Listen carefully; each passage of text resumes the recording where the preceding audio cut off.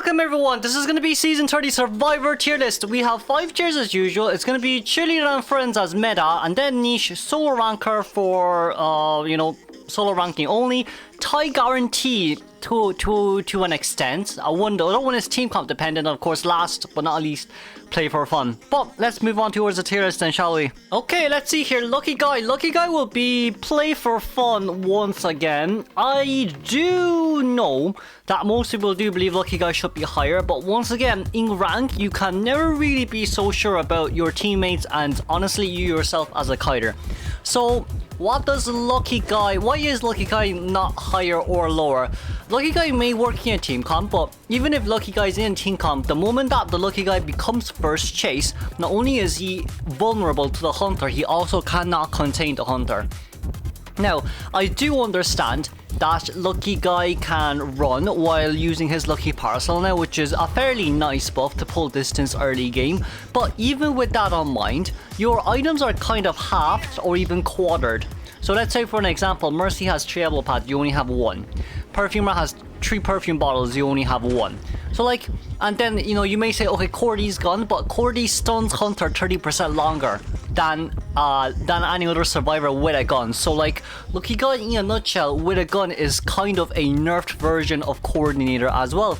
Now, on that side note, you guys may say, hey, but what if Lucky Guy isn't first chase? On the contrary, if Lucky Guy isn't first chase, there's a few things to keep in mind. The first thing is, Lucky Guy needs to, like current day meta, you need to focus more on decoding instead of looking for items in chest and supporting. Now, after you have, maybe finished your Cypher machine and then look for the chest, then I guess that's fair enough as well. But you're still kind of lagging behind on Cypher machines. Why? Blink is usually ready in 60 seconds, and you usually get someone blinked out in 70 seconds. Okay. So what does this mean? This means that your rescuer is going to go into rescue and you may be able to finish off your Cypher machine, but also at the same time you need to go out to look for chests. Open chest takes time, and also getting the item you want also is a little bit of a chance. There's a probability that there's RNG in that as well, so it may not always be guaranteed. You may first ask for a pocket watch and you get a pocket watch, but then if you want to get a gun for support, maybe you won't get that after all. It's also with the fact that Lucky Guy has to open 2 chests in order for you to be able to, swap items out with another survivor who's going to be on chair. But also at the same time, because of all this, you're wasting so much time in not decoding. Now, sometimes you may say, okay, it probably would be worth it for Lucky Guy to do so, but that's only if, all 3 Cypher machines has been popped, and for you to have such a nice flexible leeway to, support your survivor who is on chair, so your rescuer can go decode full time, and then like do as much as you can to prolong the kite. Maybe in that sense, it could work, yes, but overall, Lucky Guy early game, if he's first chase, he's very vulnerable. He doesn't really have that much containment. He basically only has half item in a sense, right? And then even if Lucky Guy isn't first chase, okay, you have to look for items. Okay, you're looking for items, you need to look for chests. Looking for chests maybe spends around 10 seconds, opening chest maybe 5 seconds, and then going back to another Cypher machine maybe another 10 seconds. So you kind of wasted 25 seconds on looking for an item and then going to decode. And then, that's a lot of early game potential done. And even if you want to go assist your survivors, you need to be able to finish off that Cypher machine first. So there's way too many trade-offs. The first trade-off is you're very vulnerable early game, your first chase immediately. And the second trade-off is the fact that even if you do manage to get your items, you're wasting a lot of decoding time. So even when it's supposed to be a win game and you for some odd reason over committed on support, it could end up as a tie game for you just because of the fact that you weren't decoding. So yeah, for now Lucky Guy is still a part of play for fun. You don't really play him to rank up is what I would say, which is pretty respectable. That's why you have this tier.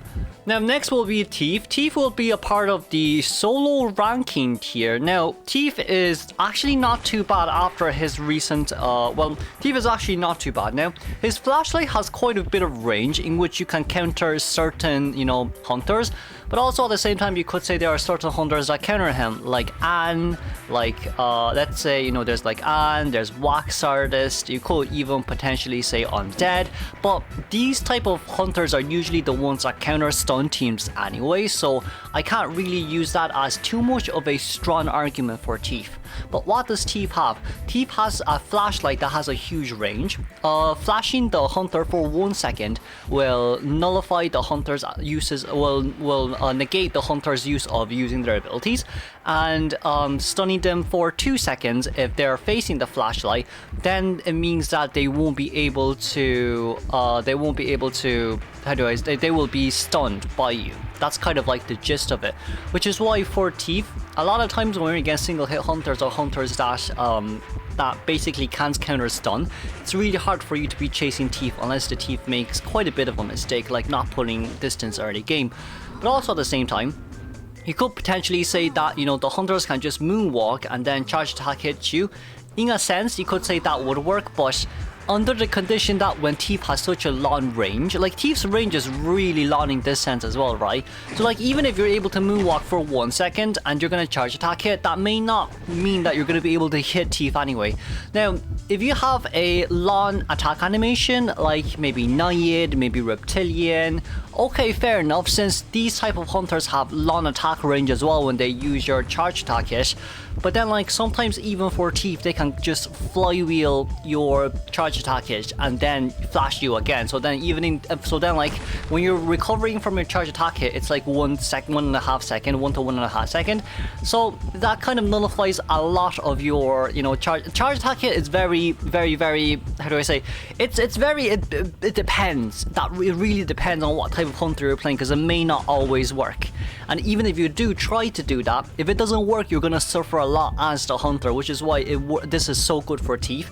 He's more a part of the solo ranking as well, because he doesn't really offer too much assist potential. Yes, he does have 3 extra flashlights in which he can place around the windows, pallet, and in choke areas in general. And of course, he can follow survivors who are, you know, being chased. So then, like, you know, Thief can flash the hunter in exchange for that to maybe pull on the kite. That's fair, but overall, in that sense, I wouldn't really say Thief has much more other than that. Because like, you know, body blocking, great, flashing, great, but most hunters now can pull distance immediately, so even if you want to support your, you know, kiter, it's a bit hard. It's a bit hard as a Thief on that side note as well. Now the next on the tier list will be Lawyer. Now I do want to put Lawyer up in Cheerleader and Friends just because of how strong he is. Even if he did get his movement speed buff, but no, sorry, even if he has gotten his movement speed nerf, I don't really think it matters for Lawyer. Lawyer should definitely be a part of S tier, but I'm gonna put him on niche for now for a few reasons. So reason number 1 being the fact that yes, Lawyer is very strong, but if Lawyer gets found immediately, especially against a chase hunter, yes, he can contain, but I guess in a sense as well, like there's only up to a certain amount of, you know, containability that a Lawyer has that a Lawyer has, you know. Sometimes it may not work out as well. Now, I'm not disagreeing with the fact that Lawyer can see through walls, Lawyer can see where the hunter is at all times, Lawyer doesn't get terror shock, Lawyer can vault windows 12% faster, Lawyer can decode at a 120% speed boost, Lawyer can move at an extra 3.5 movement speed boost. I'm not denying all that. And when you use your map, you gain all of these traits or attributes twice as fast.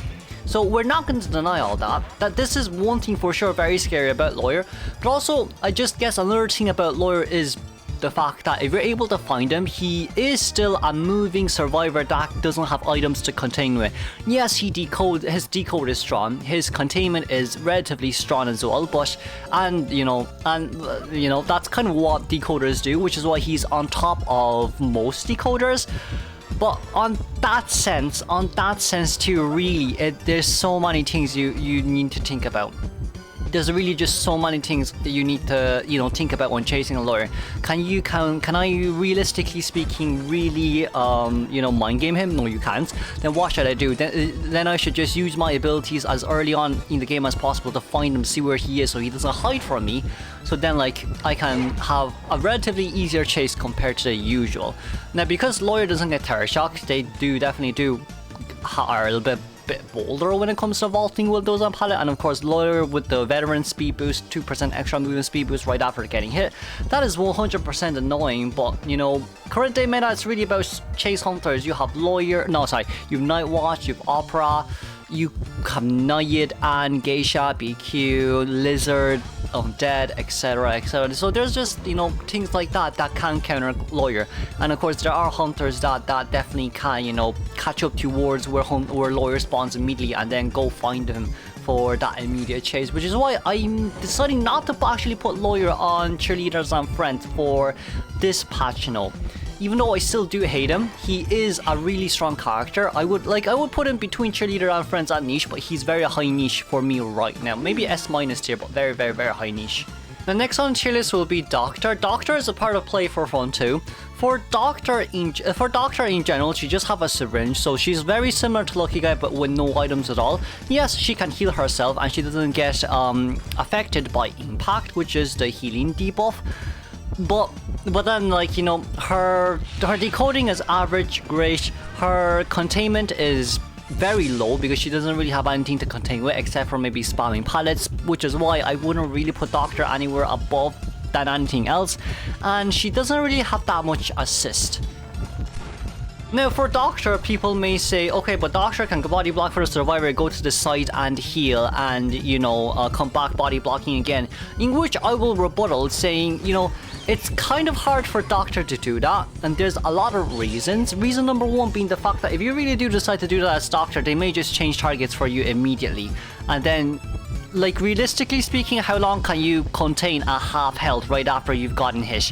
Probably no more than 20 seconds, since the hunter will have their skill anyway to catch up to you. 20 seconds is me being very generous. I would even say the hunter will get you down the next 10 seconds if they already have their skill. Like, you know, like all hunter has a skill that can catch up to a survivor or damage a survivor to a certain extent, but like for Doctor, honestly, nah. Honestly, nah. You could say Doctor counters Joseph or Hermit, but I could also say that this is a ranked tier list, and even if Doctor could do that, I don't think any hunter mains are going to choose Joseph or Hermit to play against the Doctor. You see, that's kind of the thing. Now, I'm not disagreeing. I'm also going to add in the fact that, you know, Doctor gets a movement speed boost when she gets chipped. That's great. That's one of the buffs they gave her in order for her to contain, you know, chip hunters a little bit easier, since that's that's basically what they want her to be. Right? But even with that side note in mind, it's only after you get chipped. So, like, if you didn't get chipped, you still move like normal, and then after you get chipped, you gain the movement speed boost. Okay, fair enough, but the hunter's going to be able to catch up towards you anyway and get another chip on you. So then, like, even if you want to heal, you cannot heal just because there's so much chips going on around. If they decide to give Doctor a movement speed boost, like Lawyer, if chip hunters are around, then I guess fair enough, but then in that sense, there's going to be no chip hunters playing against Doctor. So, like, for Doctor, it's really hard for you to be able to give any assist anyway. Your containment isn't the best as well because you only have a syringe, so that's not really considered an item to contain with unless you do manage to heal. But even if you do manage to heal, you're at a huge risk because you're unlike Psychologist. Psychologists can guarantee tank 3 hits. For a Doctor, you need to be able to play really, really, really good palette mind games, and in order for you to, like, not get damage and then go down immediately. Because, like, if we compare Doctor with, you know, Psycho and Barmaid, Barmaid can at least still run while heal, and Barmaid doesn't get affected by impact too, but it's under the condition that she needs to heal for 19 seconds. But, you know, she does have a speed doubling too, in which it aids her to heal, right? And then, like, for Psychologist can guarantee tank 3 hits. That guaranteed tank 3 hits is going to be, you know, it's just very solid compared to Doctor. Doctor requires too many risks when playing her, so Doctor will be a part of Play for Fun. Gardener will be a part of team comp dependent. Gardener is really team comp dependent wise. Gardener pairs up well with harassers. Gardener pairs up well with teams that knows that, you know, they are that knows that they are communicating with each other. So, like, when Tie Turner pops out, they can run towards a corner, and Gardener can basically start getting rid of the chairs for the survivors to be able to struggle free. Now, she's still really a part of team comp dependent because it requires a lot of time for Gardener to invest into this one survivor who basically is going to run towards a corner and, you know, try struggle free. This is a lot of time bought for the survivors too, but it's still a lot of time invested for the gardener. For gardener, some people do, you know, dismantle chairs early game, but there's also some people that don't dismantle chairs, and there's also some people who just dismantles chair mid game and don't decode at all.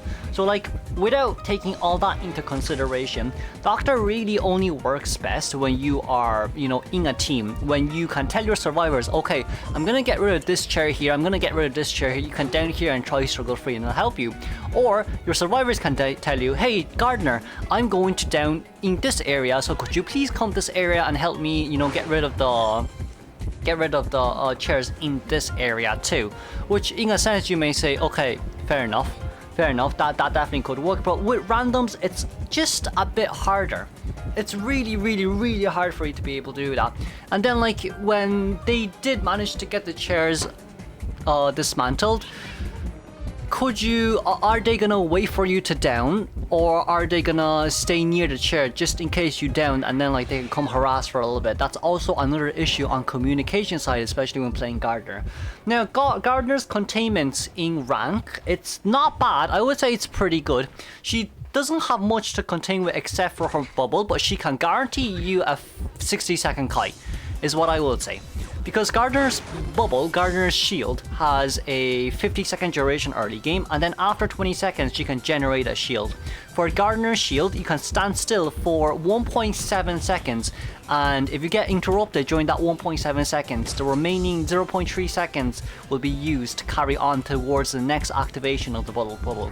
So instead of waiting for, you know, 2 seconds to get a bubble out, you only need to wait for 0.3 seconds, which is, you know, which you can use to predict blink, in which you can use to, you know, immediately get that shield up for rebound containment, and just so much more.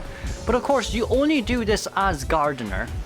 You only do this as gardener when you are sure you're about to get hit. So you basically just stand still for 1 second or 1+ second, and you get hit, and then you know, okay, I'll run towards the next containment area, contain for as long as possible, and then like get my bubble out, which requires 0.3 seconds, less than 0.5, less than half a second to get out in a nutshell, and you can basically tank the next hit and force a blink out if you really want to do so. But then like, I guess at the end of the day for gardener, just because she doesn't really have much to contain with except for that bubble, it's a bit harder for her to contain if we compare it to, you know, what's on the tier list right now, a thief and a lawyer, who can basically, one can see the hunter and have window speed boost, have window vault boost and movement speed boost, and another one can flash hunters to death. So yeah, that's kind of the gist of Gardener. Still team comp dependent for me, but overall not a bad character. The next on the tier list will be Magician. Magician will be quite high on the solo ranking part. Magician is a survivor that has 3 wands. These 3 wands have a cooldown of 9/10 seconds, if I'm not wrong. It should be around 9 to 10 seconds. And each time you use these wands, you get a 50% movement speed boost for 1 second. Now, of course, for Magician side, sometimes you may get hit by the hunter when you're using your wand, but that is also one of the biggest reasons why I'm putting him on solo ranking instead of anywhere higher. It's generally because of the fact that even if you do manage to use your wand, you sometimes may actually get hit by the hunter. There's a lot of mind games being played. Sometimes you may use your wand move left, you may use your wand move right, you may use your wand, you know, move backwards, so retrace your steps, or you may use your wand and walk straight, or just in any other direction you seem fit. But because of this, because of the fact that when Magician uses his wand, he can still get hit, I do think that's a little bit of a downside for Magician. Now, is this a rare phenomenon? Yes, it is. This is very rare for it to happen, especially in high tier, etc, etc. But like overall in rank, I would say when there is a good Magician and a good hunter, it's always going to be a 50-50 to a certain extent. It's always going to be a 50, maybe a little bit more leaning towards the survivor side, but there's still some risks that a Magician definitely has to take. But of course, a lot of Magicians do pair up with, you know, Flywheel as well, just in case they fail one of their wands, so then they can Flywheel and then use their other wand immediately. Yes, that could also definitely work as well. which is why, you know, he's a part of solo ranking too, because he's quite a nice strong containment. Now, from what I know off the top of my head, he definitely doesn't have any decoding debuff, but when he gets rescued, he does also have an illusion as well. So when he gets rescued, he does have a chance to rebound kite too. So there's also that nice part about Magician in which he can, you know, somehow, if you can, try rebound kite, but if you can't as well, that's also fine. It only occurs once, which is, I guess, fair. But then, like, you know, once Magician has finished using his wand, he basically doesn't have much left. Now, when a hunter does have Magician's illusion, his outline, he will be outlined towards all the other survivors in white. A little bit similar to Toy Merchant when, you know, the hunter breaks their catapult, but Magician version. But, you know, overall for Magician, he can't really support that much for other survivors, but he definitely is a very nice solo ranker in this side note as well. Magician can also put his wands in between pallets, or even narrow spaces sometimes in order to force the hunter to hit them, but then also at the same time sometimes it doesn't really work against certain other hunters if they have very skinny waists like Anne, like Hermit, but it definitely does work against hunters with huge waists like, you know, Clown and Leo and Hellember. But yeah, overall I'd still put Magician on solo ranking. He doesn't really receive any buffs or nerfs for now, so he'll be staying where he belongs. Okay, next on the tier list will be Explorer. Explorer will be a part of solo ranking. There's a few reasons for Explorer to be this high up. Usually it's because of the fact that, like, for Explorer, right, he's really good at hiding, we can understand that. He gets his first 50% page 27 seconds, next page 24 seconds, and then the last page 20 seconds. So that's relatively good, right? So we can basically get 150 seconds of decoding progress in 70 seconds. Right, so to me that is pretty much a really good deal. For Explorer. And it's also with the fact that Explorer doesn't really have any debuffs on that side note as well. Explorer can become very small, so even if the hunter wants to chase after him, it's gonna take the hunter quite a bit of time to actually manage to find Explorer, especially with area selection mode now as well. Even though the hunter can spawn near you, doesn't mean that the hunter will always be able to find you. Right, and as an explorer, you are gonna be able to, like, you know, walk while in miniature mode, so then you can hide from different area, from place to place. When the hunter leaves you, you can go for another safer place, etc., etc. But for explorer overall, I just feel like, you know, explorer has more survivability compared to, maybe not as much as prisoner, but he does have quite a decent survivability. Like, when he changes from crouching to running, or walking to running, he gains a movement speed boost as well, if I'm not wrong, or is it just standing to running? He gains a movement speed boost, which is fairly nice. If the hunter was near him and he thinks that the hunter is about to chase after him, he gets a movement speed boost right after he gets out from miniature form. But also, I feel like it's with the fact that Explorer really doesn't have that much debuffs. Like, from the top of my head, I can't really think about any debuffs that an Explorer does have. Because, like, if you think about it this way, right, early game you're going to be hiding. If the hunter really comes after you, they're going to spend at least 40, 50, 60 seconds, if not more, to even get the first hit on you, just because they need to be able to find where you are based on intuition. And most of these times, when the hunter is a little bit further away from you and you think that you can, you know, walk away from the area to hide towards somewhere else even better, that wastes even more time. And it's also the fact that Quenching Effect doesn't really outline where Explorer is. Now, Wanted Order does, but that's only when someone's on chair. But Quenching Effect actually does not do that, which I do think is a brilliant thing to keep in mind. You know, Quenching Effect, oh yeah, Quenching Effect doesn't really show where Explorer is. If Explorer can hide long, they can hide really long. And I do really think it's just with the fact that you're able to, you know, hide your trails while you're in miniature form. That's also, you know, a really strong point on Explorer as well. Now, for Explorer, aside from the fact that he can waste Hunter's time, he decodes like an average survivor, yes, but it's also with the fact that he can get 150% page progress within 70 seconds. Now, most people would probably be saying, oh, but you know, you need to look for the pages themselves, in which, you know, I don't necessarily disagree with you, but it is because of the fact that you can look for pages is what is actually really strong. For Explorer, let's say for an example, a lot of good explorers, they'll decode first and then go find their pages. And what will they do with these pages, you may ask? They will finish off the rescuer cipher machine that is at a very bad area. So take this for an example. An explorer who is basically decoding their own cipher machine decides that they do not want to go look for a page first, so they immediately start decoding. Now that's under the condition that the hunter is actually not near them, so you know that could also be a thing. But most of the times, you know, a good decent decoder will rotate a little bit, just so you know they can have a little bit of a good leeway, you know, when it comes to kiting, etc, etc. And most of the times hunter would like to chase after rescuers. So what does this mean? This simply just means that there's a huge chance that you're going to be able to waste hunter time, especially when it's very hard for hunters to be able to find you. That's number one. And it's also with the fact that if the hunter really doesn't come to find you, you can start decoding immediately, right? Because the hunter has to change target, the hunter has to go for someone else. But like even with that in mind, early game, you know where your page is, and you also do realize immediately the fact when the hunter is going to leave you, when the mark is going up instead of going down. You know, when the numbers are going up instead of going down, that means the hunter is leaving you, so you can go back safely decoding, right? So with Explorer, knowing where the hunter is 24/7, even though it's not global, there's a small limit to it, but at least you can still see the hunter when, you know, the hunter is within 100 meters, if I'm not wrong, because it doesn't show triple digits, I'm quite sure, unless it does. But like with Explorer in mind as well, Explorer is able to, you know, decode at the average speed. It may not seem for the best, but like because of the fact that he's able to get pages, he can finish off cipher machines at very bad areas. For example, maybe middle. You don't want Mercy to go back towards that cipher machine anymore, you want him to decode a new one. So you can immediately pop a 50% cipher machine and go dig for the rest 2 pages. And you know, by the time you get the last 2 pages, it's more than enough worth digging for them. Digging for pages is not a bad thing, it's actually a very good thing, especially with the fact that most of these pages spawn near a cipher machine in which where you want to decode.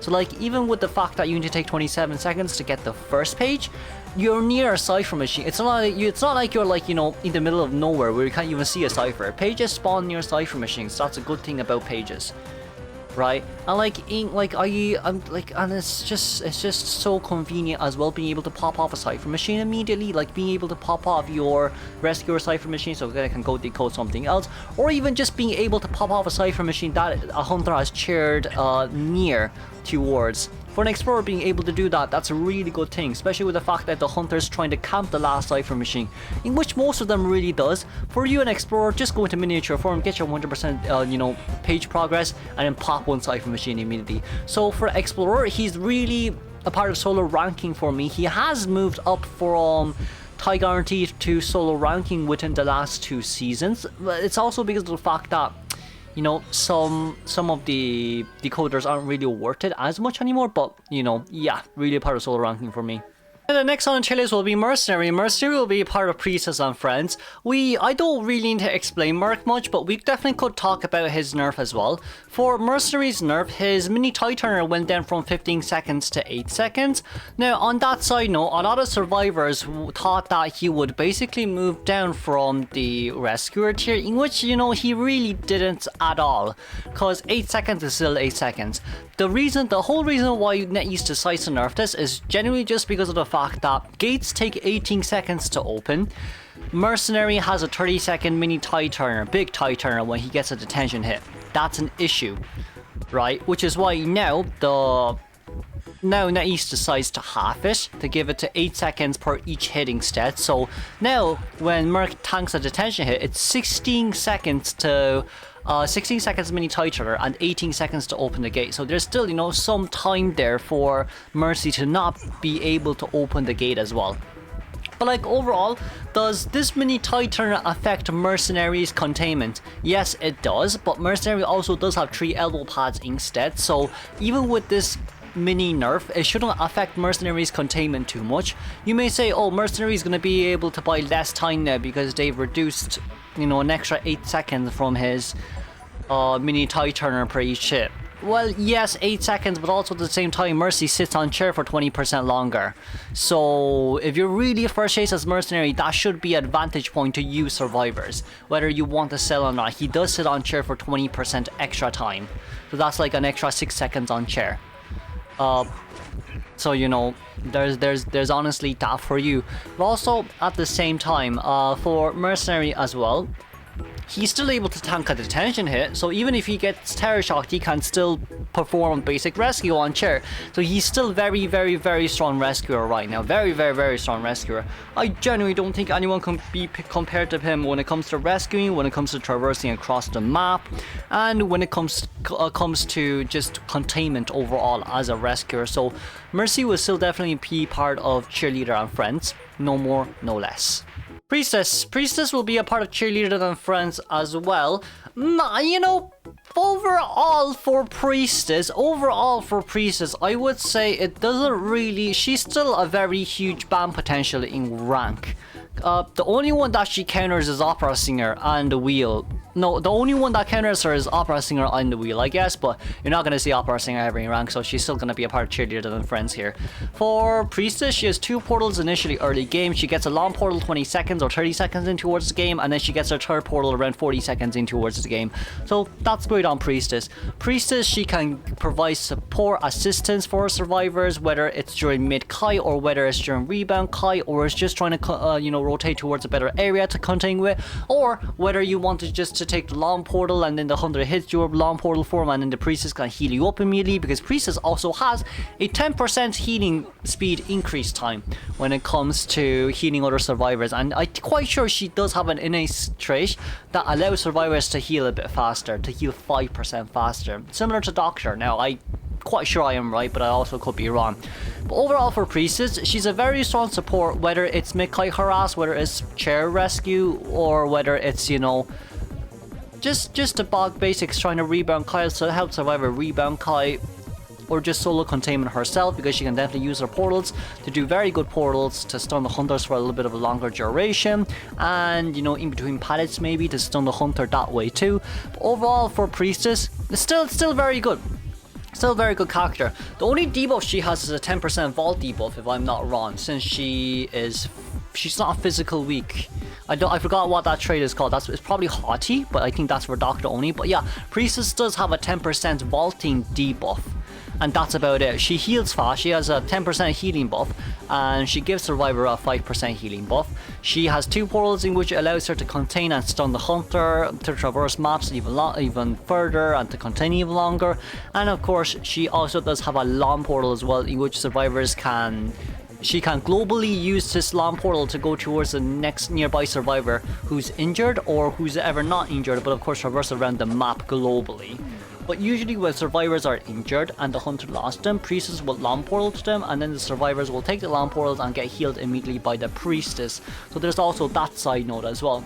For Priestess's long portal, it does leave an image behind for the hunter to hit, but even if the hunter did manage to hit, you as a Priestess should be able to heal up the survivors to half health really fast, unless you're against like a Pollen or an Opera Singer. But aside from, or Night Watch, let's say, but aside from that, I'm quite sure the Priestess should be able to heal you up.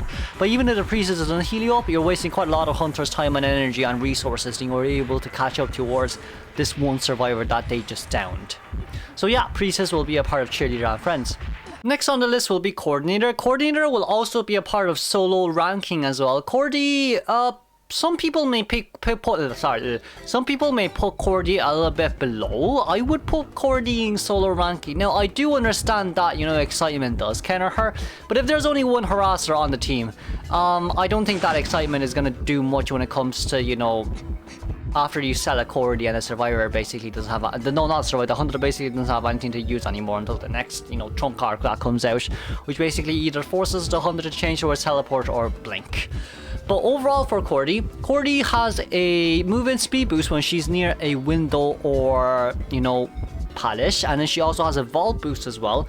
This boost does come in pretty handy, especially when dodging hunters' hits or just wanting to go behind a pallet as soon as possible, so then you can hide behind the pallet and maybe pallet on a hunter, right? Cordy also does have a gunning, which this can this gun has many uses. The first use is you can gun and do a no damage rescue. The second use is you can rescue and then gun the hunter, so then there's a chance of rebound kiting. And the third use is mid-kite harass or even balloon harass, in which when the hunter picks up a survivor and put them on balloon, you can gun the hunter to force them to drop the balloon, or you can play a long mind game. Now, when it comes to balloon rescuing, I wouldn't really recommend coordinators to use their guns unless they're like literally in front of the hunter's face, because there's still, you know, a slight animation for Cordy that Cordy has to perform in order for her to shoot the gun, so the hunter can just react relatively fast on time as well. I guess it's also the fact that mischievous is also a thing in which the hunter is able to pick up the survivors a little bit faster, and you know, maybe rage is also a thing as well, in which the hunter is able to recover 10% faster from stun durations, in which it does counter Cordy a little bit. But you know, even with that in mind, Cordy is a really good rescuer and a really good container. Her decoding is also average until someone gets on chair, but like if you're able to contain like a normal survivor early game, I'd give that a plus. Because if a survivor can contain 60 seconds, your Cypher machine would be around 70% instead of 50% like any other rescuer. So then like on that side, you know, right after you rescue and you go back to decode your Cypher machine, shouldn't really take you that long to finish that Cypher machine unless there's someone on chair. But of course, when a survivor gets on chair, Cordy's decoding debuff goes from 0% to 25%, so she has a 25 decoding debuff when someone's on chair. Now for coordinator, she can basically run any persona she sees fit. She can run flywheel, she can run window, she can run tie turner. It really just depends, since coordinator is so flexible. She's also a very nice tourney pick as well in, you know, in high tier plays, in tourney plays, but in rank I'd still put her in solo ranking just because of the fact that you never know what shenanigans may pop out from your teammates and from the hunter. And next on the tier list will be Perfumer. Perfumer will also be a part of solo ranking. Perfumer is just a little bit better than Magician. Now, most people may say that Magician could be better than Perfumer, but it's really with the fact that Perfumer can at least guarantee max health back.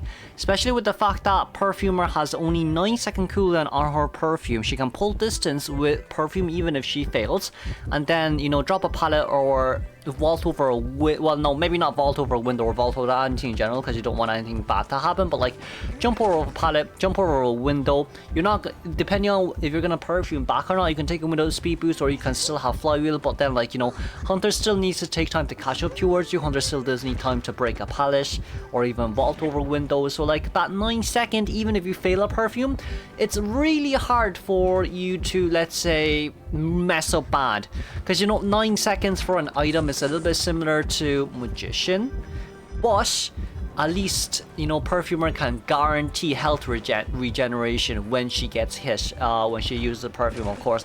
Now, under the condition that a Perfumer couldn't get her perfume out and can't tank the hit, that's the player's issue, not the character's issue. But overall, Perfumer as a character, she's relatively strong.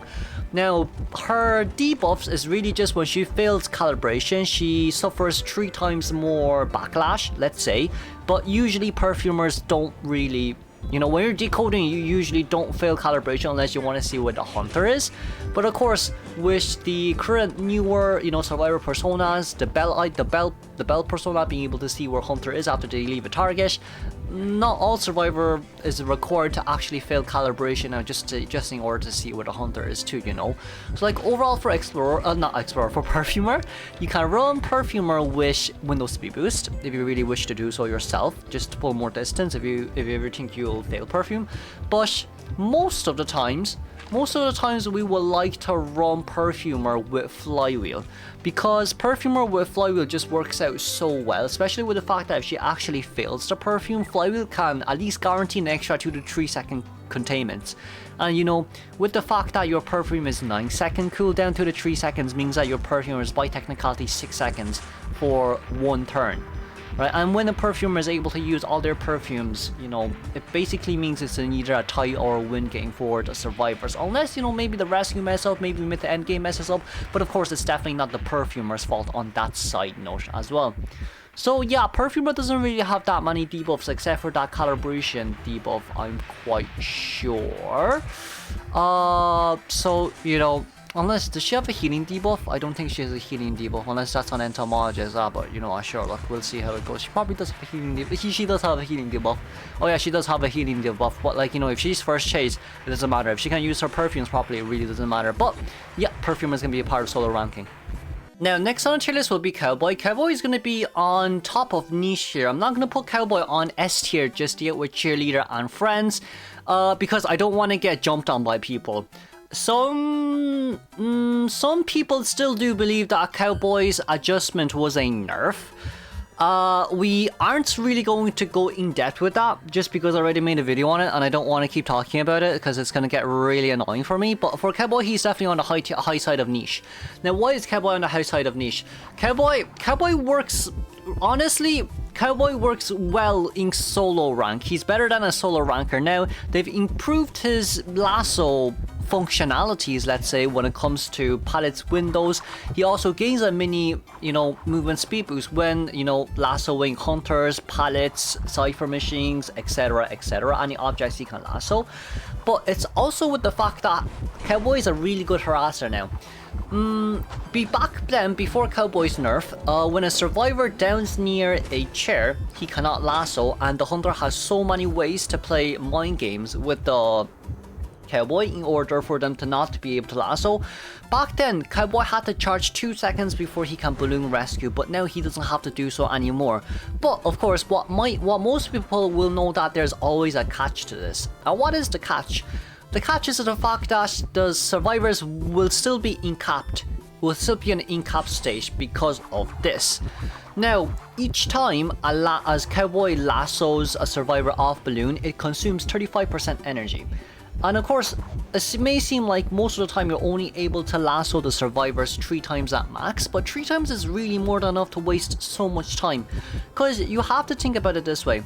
Reason number 1, Cowboy is now able to harass, you know, balloon rescue survivors. Well, not balloon rescue, but he's able to carry survivors out of chair range in order for them to struggle a bit faster. Number 2, most good survivor knows that when Tightener pops and if a Cowboy is nearby, they will run towards a very hard area for hunter to chair. Number 3, some, I'm not going to say most, but some survivor mains will of course bring the struggle speed boost persona. Now that struggle speed boost persona still does exist. It increases your struggle speed from 10, 15 to 20%. And of course, when a Cowboy successfully lassos a hunter, a survivor from the hunter, they also gain an additional 10% struggle speed boost. So if we max stack that, it comes out as a total of 30% struggle speed boost, right? Which also, you need to conclude the fact that when a Cowboy lassos a survivor from the hunter, it's basically the same as if the hunter dropped down the survivor. Survivor gains like 10-15 extra struggle circle bar, the radius, because of that. And you know, with Cowboy, he's also a long distance harasser. His cooldown is only 10 seconds on the lasso. So like, if he maintains really good enough distance, he can always get 3 seconds for himself to run away from the area, and then maybe kite a little bit, put the pallet down, and then put a survivor down, and continue back struggling. And you know, of course, most of the times for survivors, when your Cowboy puts you down, you're going to be crawling away from the chair. You're not going to be crawling towards the chair. You're not going to be focused on self-healing, because your job is to struggle. And that's what Cowboy there is for as well. Instant lasso is now back. No more charge lasso shenanigans. And basically now it just allows so many different ways to play Cowboy. You can instant lasso a survivor who down next to a chair even when they're AFK. TLDR, quite a bit of a strong character. He also has very good kiting capabilities. Now he does receive a 10% decoding debuff, but that's still overall fine. Like, also, most of the time, Cowboys will bring flywheel, so even if the hunter does want to hit them, he can always counter it with a flywheel. It's not necessary for a Cowboy to, you know, realistically speaking, bring window speed boost, unless what their game plan is to actually pull up the survivor, drop the survivor near a pallet, and then for them themselves to vault the window or a pallet to gain distance from the hunter, so then they can have a safely lasso again.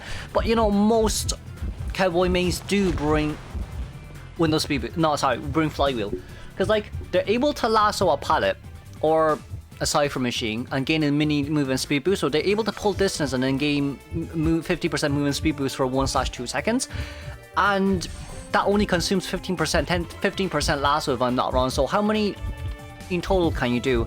You can do around 7 lassos if you're gonna be first containment, and 7 lassos is a lot of items to be pulling distance. Now of course people may say, but hey, Geisha is a team, and I will conclude with the fact that, listen, even if Geisha is a team, Patient can still kite Geisha very well, so who cares really, right? If you're a good enough player, you can always somehow manage to be able to do it. And like, even when the fast chase hunter does manage to catch up towards you, after you laugh towards something, you have a movement speed boost, you flywheel. So that, like, your survivability is still very high on that side now as well, right? So not only is he a good harasser, he's also a very good container. He can basically support as an extra soft assist when the rescuer has rescued the survivor off chair. Cowboy can lasso immediately, and that's a lot of distance already pulled by the survivor who was on chair. More chance of rebound kiting, of course. And then, like, that doesn't consume that much lassos as well. I'm quite sure that only consumes 20% lasso, because you're not rescuing off chair by technicality, but if you're rescuing off chair, I think it's 35 as well. But you know, he is still pretty strong on it. He recently got strong because of his newer buff. But of course, some people think it's nerf, so we're just gonna have to see how it goes for Koa to prove them wrong, I guess. But this is not the time and day to really debate about that. Please don't debate about this in the comments. I swear to God, I made a video on it already. I don't want to see anything else. Go watch that video. Okay, let's see. Next will be Mechanic. Mech right now is quite a bad situation. So Mech will be a part of team comp dependent. I most likely would put her on play for fun, but I think in rank right now she's pretty team comp heavily dependent. There is a few reasons for this. So we know that Mech has a doll. Mech stall decodes at normal survivor decoding speed, and of course Mech can decode. Mech in a nutshell can decode while she's on chair, while she's being chaired, as long as the doll is outside, right? But there is still a few issues with Mech. First issue is Mech initially decodes at 120% decoding speed or 110% decoding speed if I'm not wrong. And of course Mech does give her teammate a 3% decoding buff, which is fairly nice as well. And this also makes it onto another point of team comp dependent, because if you know how to Cypher Rush when there's a Mech on your team, then you could still Cypher Rush pretty well. It's an accumulated 12% decoding speed buff. If you're able to finish the Cypher mission a little bit faster, then it's still worth your time. But here comes a few issues. Issue number 1 being the fact that, you know, even with area selection mode right now, hunters are really... It's really easy for hunters to catch up towards Mech and to get Mech stalled down. In a nutshell, it really is. And, you know, Mech does have a 15% ball team debuff, which can be countered by muscle memory. But also, at the same time, I just think, like, you know, she's just like any other, you know, decoder who basically doesn't really have any self-containment skills. Now, of course, decoding on chair is strong. I definitely will not deny that, but that's also under the condition that if, you know, Mech is able to contain for at least 60 seconds, let's say. Because for the most part, people may say, oh look, you know, Mech can decode on chair, she can use 2 tie turners to, you know, finish one Cypher machine off by herself, which I don't necessarily disagree. But if you're a mechanic and you're decoding on chair and someone rescues you and then you just stand there decoding, fair enough, but the hunter's going to be at max presence by this time, so it's not really worth, you know, your survivor's time as well. But that's just Mech herself on that side note. If we compare it to, you know, explorer, lawyer, prisoner, etc., Mech isn't really at the best positions right now.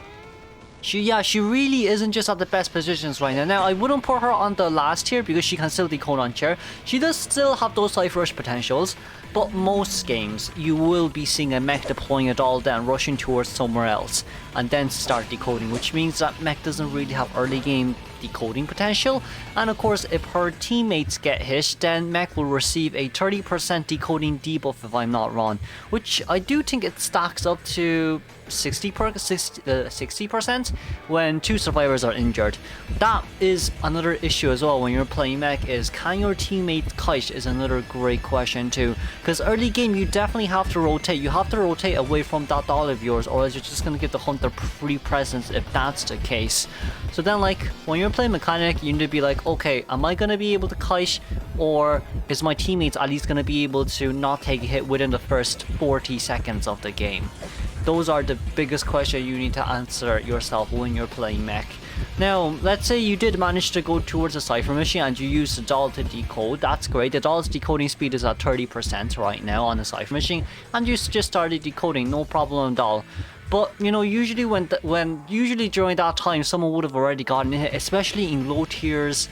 Like, you know, especially in low to mid tiers, I would say it's really rare for someone to actually be able to contain enough, like 40 seconds, without getting a hit. So then, like for mech, from worker B to unicorn, I would say it's a little bit hard to play her. Now tier 7 upwards, it really is, you know, still team comp dependent too, because sometimes you'll have good randoms and sometimes you'll have bad randoms. It really just depends all and all. And you know, sometimes I just feel like maybe not having a mech on a team and just another regular container will probably be better. For, you know, a mechanic.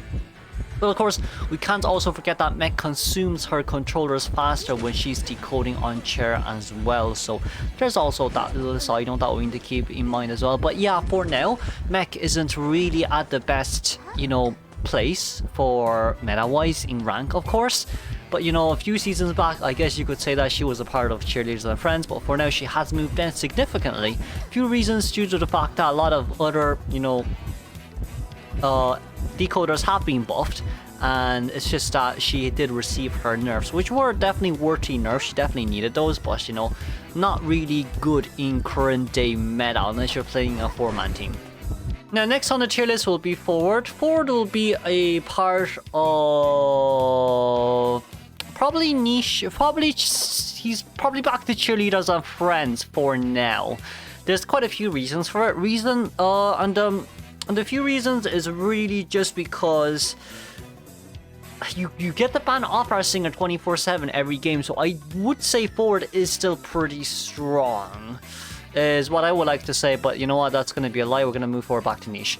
Now, why is Forward not a part of Cheerleader and Friends? Forward is not a part of Cheerleaders and Friends. It's simply because of the fact that I think it's because of mischievous, sorry, wrong one. It's simply because of mischievous. 20% balloon pickup speed is absolutely insane, and it also allows you to drop down the survivor too as soon as you can, because like you can pair up mischievous with rage or desperate fight, and in that case, even if the Forward did manage to stun you, you're going to be able to pick up the survivor fast enough before Forward's bot is ready once again anyway. So you know, it's fine overall at the end of the day. And it's also with the fact that Forward has to be very closely towards you to be able to get a, you know, balloon rescue as well. Which is why like Forward's balloon rescue has been countered quite a bit ever since this persona came out. But his mid-kite harassing is still very strong. What does this mean? This means that if you manage to rescue a survivor off chair, the Forward can continuously stun you for maybe 2 to 3 times, and then by the time that you realize the survivor, you realize that the Forward has no ball, the survivor probably has run very far away, which is, you know, fairly annoying. Now the Forward doesn't really have to do that when it comes to chair rescue. He can do it mid-kite harass anytime. XYZ, you know, etc, etc. You know yourself as well, you've been playing rank for so long and there's a Forward on the enemy team, you know how it goes. But of course, you know, his decoding speed is still red. It's considered as one of the slowest decoding speeds in the game if I'm not wrong, but you know, because of his high protectiveness and high rebound kite potential for other survivors to be able to kite right after they get off chair, still a very niche character. He definitely went down from Cheerleaders and Friends simply because of the fact that, you know, the current day meta is all about fast chase hunters, and if you're fast chase, that means you're able to close distance fast. That means you're able to push forward away and then, you know, dash, butterfly back, jump back towards the encapped survivor and pick up balloon them. And even if Forward really does come stun you, right, you can just put down the survivor because you're not during balloon pickup animation anymore. You can just drop it down immediately, so you're still fine at the end of the day on that side note as well. But I guess it's really just if your teammate isn't able to kite bare minimum 70 seconds, Forward cipher machine is just not enough for him to lead the cipher, I guess, is what I would like to say. Forward will have to harass for quite a bit of a time for his teammates, his survivors, to be able to finish his own cipher machine as well. So there's a little bit of communication on that side too. But I guess, you know, in the usual game, you would get a 70-second down, you would have a forward coming to rescue and maybe to rebound quite a little bit. But of course, it's always high risk, high reward in this situation. And since forward doesn't really have that balloon rescue potential as high anymore, we would still put forward back in niche instead of cheerleaders and friend. Now I have seen other people, you know, putting forward in meta. Fair enough. But if forward was meta, my main argument would be we will be able to see him more in, you know, more in tourneys. But we don't, because it's just current day meta, mischievous. It does hurt forward quite a bit here and there. But you know, we do see forward ban as well, which is fair enough, such as, you know, against clerk, when there's clerk mains, etc, etc. But I would even say chip hunter mains ban counters forwards balloon harass, you know. So there's that as well. Forward would still be a part of niche for me. Next on the tier list will be TME. TME will be a part of tie guarantee. Now TME did receive quite nice buffs last season, which is why she is not going to go up any higher on this spectrum of tier list. Now for TME, her buffs were that she basically gains a 50% movement speed boost if she changes from walking state to running state. So you can activate that anytime if you just need a walking speed boost, well, a running speed boost, I guess. And another thing is she walks 25% faster now. This is a fairly nice buff, especially for TME, because most TME spawns in, you know, 2-story areas, for example, hospital, and being able to walk 25% faster just means that you're able to rotate the hunter 25% faster when you're walking, and you're also able to hide your treads as well, which is, you know, overall fine. And of course for a TME, it's either that you're really good at hiding or you're really good at tyke hiding. And of course, since TME can see through walls, just like Lawyer, but weaker, TME is still TME at the end of the day. She is able to locate the hunter's location towards her teammate. She's able to see the hunter immediately when the game starts, especially in rank as well. This is fairly nice. This allows you to make the decision of whether you want to hide or whether you want to tyke hide or whether you want to just pull distance away from the hunter. But of course, just because of TME's existence, most of the time hunters are forced to chase after her anyways. Reason being the fact that she decodes way too fast. Well, I mean, she does have a lot of debuff, which does, you know, counter, which does, you know, gets supplemented by her decoding speed, which is great. But I still feel like if you don't chase her first, she's gonna be able to decode that cipher machine really fast. So even after a sell or 2 rescues, it's still going to be a tie game anyway, because the cipher machine at TME decoding is really just too fast, especially when accelerated decoding starts as well. It's kind of demon time for TME on that side on the node as well. So, you know, for TME, for me still, I do think she's still tie guarantee. You could potentially play her, you could 100% play her in rank, especially as a solo ranker too. If you're just playing solo, you pick TME, you become first chase. Either they fully sell you out, which of course most people do, or you decode 24/7, or you actually manage to kite 90 seconds. That's kind of just TME on that side. There's really no in between for TME. She's able to see through walls. She's able to play really nice tight game, you know, mind games with the pallets, looping around areas, etc, especially with flywheel as well. So yeah, TME will still be a part of tie guarantee for me, still around that area, even though she got the buff. Okay, female dancer is still part of niche. Female dancer is still pretty strong. Yeah, female dancer is gonna go pretty strong for me as well, especially in rank. She's fairly nice, honestly. I would definitely put her on niche. A few reasons. Reason number one being the fact that, you know, she's fast moves to the box, she's slow moves to the box, so by technicality she's able to provide support for her teammates in order to contain longer via either fast music box or slow music box, whichever one she prefers. If female dancer is not first chase, you can always deploy down a fast music box in order to let her to decode faster. That's also a plus side on that as well, I guess, for female dancer. So by technicality, you can use her as a mini decoder on that side note, right? And I guess it's really just female dancer also has a fairly nice rebound kite. Well, a female dancer can assist survivors to rebound kite as well, because if you think about it, right, when a rescuer goes into rescue, female dancer can deploy two slow music boxes down, and these 2 slow music boxes down is able to, you know, slow down the hunter's attack recovery animation, so then your survivor who's on chair can have a easier time rotating away. And when the hunter is in the slow music box area, they also move slow as well. All of their animations are slow, which I guess is fairly nice on Female Dancer as well. But you know, Female Dancer being able to decode fast with fast music box, being able to use slow music box to, you know, slow down the hunter's vaulting animation, breaking pallet animation, hitting animation, attack recovery animation, etc, etc. It's really just fairly nice. And it's also with the fact that Female Dancer's music box actually stays on the field for 5 minutes if it has not been picked up yet. So this kind of forces the hunter to break the music box anyway, and breaking music box takes time, because not only do you have to break the pallet first, you then have to step on the music box, and by the time that the hunter has done all of that, they've only broken one music box that your survivor already probably pulled 50 meters away for them to be at a safer area to contain in, right? So then, like, for Female Dancer, I definitely don't think that she should be slept on. I also do think that she counters, you know, fast chase hunters quite a bit, because being able to slow down fast chase hunter just that little bit is going to be able to help you to contain the hunters just a tiny bit easier as well. And we also can't forget about the fact that Female Dancer can also ballet within her, you know, music box range. She's able to ballet twice if her first ballet lands in herself in the music box again. But of course, this is really good when it comes to, like, you know, dodging the hunter's basic hit and then balleting away again to pull a bit more distance. And I guess it really is just, you know, a little bit of an easier containment time against a hunter. Female Dancer works really well against hunters who require tight kite, who needs to be tight kited. But I mean, like, if you think about it as well, really the only few characters that counter Female Dancer, well, you wouldn't really say there's a lot of character that counters Female Dancer really.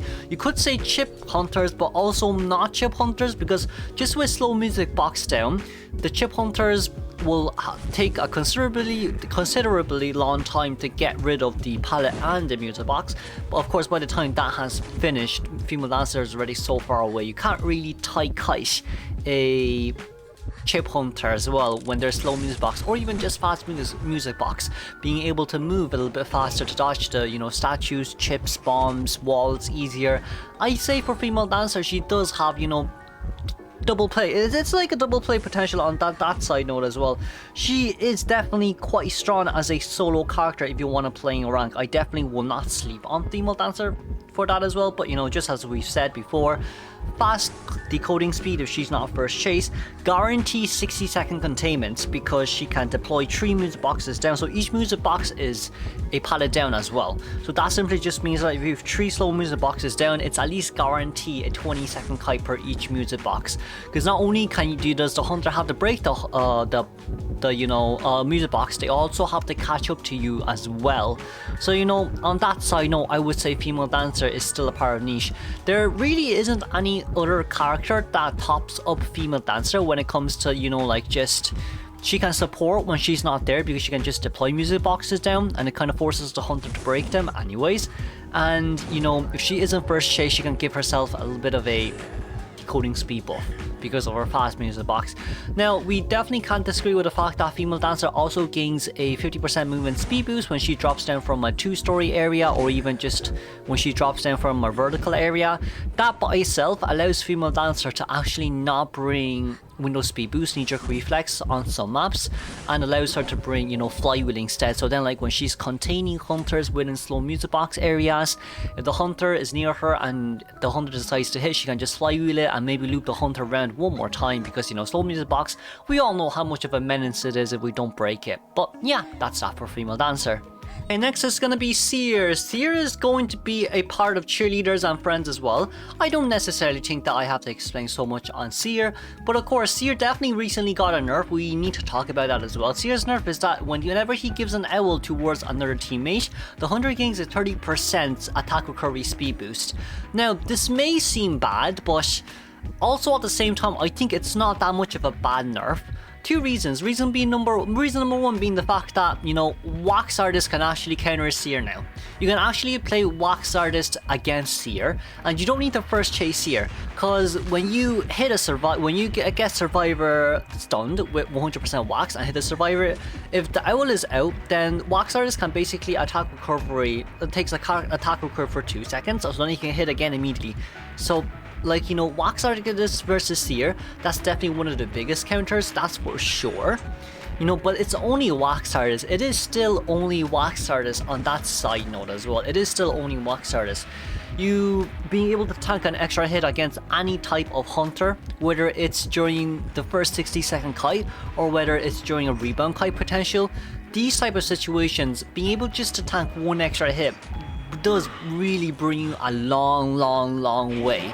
Now, why am I saying, you know, it brings you a long way? Few reasons, right? Reason number one being the fact that if you think about it, a Survivor is supposed to be downing at 30 seconds, or you don't have enough Cypher. You give them one Owl and this Survivor manages to kite until Blink comes out. That's basically 2.5 Cypher machines for you. That's a tie game.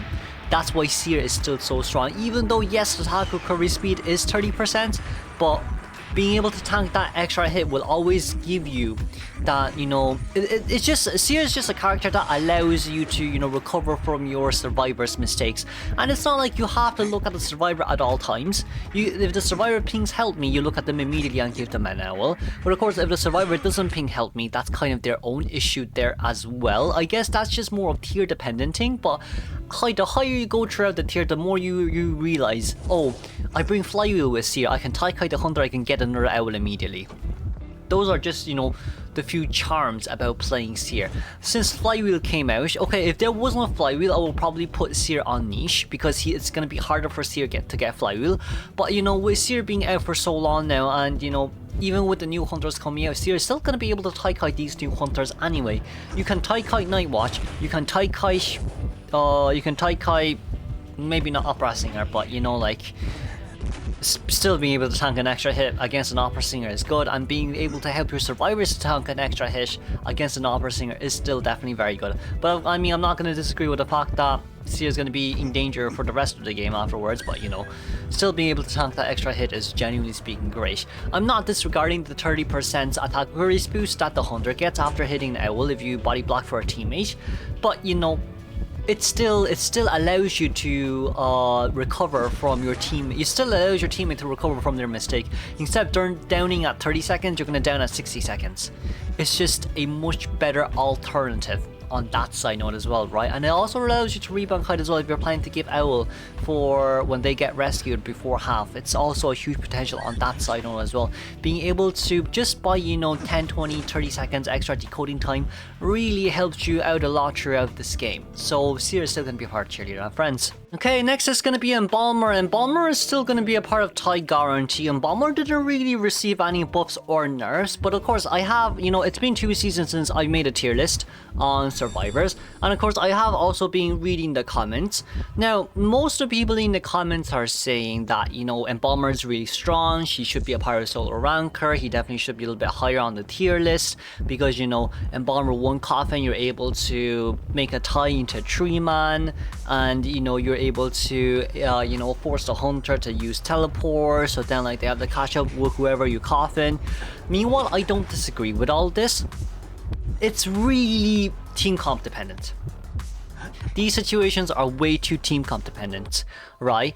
And Embalmer definitely still a part of tie guarantee because of the fact that he's able to self-rescue himself, even if he downs early, even if he downs within 30 seconds, just because of the fact that he's able to resurrect himself immediately, pull away from the hunter, gain an 8-second immunity from all damage types, and then an extra 8-second tie turner as well. I'm not disagreeing that that trait is very strong, and by the time the Embalmer gets on chair for the second time, all 3 Cypher machine will be popped. I'm not saying that isn't good, but I can't put Embalmer any higher because throughout all these scenarios, if you want to coffin a Survivor, you need to be near the Survivor. So either this Survivor has to rotate towards you, in which you will be in danger, or you have to run towards the Survivors to see their faces, and then run somewhere even further away to put down the coffin, so the hunter has to travel a long distance to actually get a hit on towards the survivor. Now, what does this mean? This means that you as an Embalmer need to leave your Cypher machine, look at the survivor where they're containing at, and you're also reliant on the survivor to pin their location as well. In your usual ranks, most survivor don't really pin their locations. Most survivor don't even pin their Cypher machine decoding progress, which is really annoying. Maybe it's because I'm in Mammoth, but watching any EU games, I rarely see survivors actually pinging where they're containing at all times, right? Especially first containment as well, I rarely see it. I genuinely speaking do rarely see it. Now you may say, okay, as an Embalmer you can go in when they're chaired. Fair enough, when they're chaired you can go in to look at them and then maybe run further away, but during this time, your rescuer is coming in to rescue, you're coming into looking at their face, and then you need to run even further away, the diagonally towards the other side of the map just to put that coffin down. That is really time consuming, and even if you do manage to do that, you're still missing one full Cypher machine realistically speaking, so like it's still tie guarantee.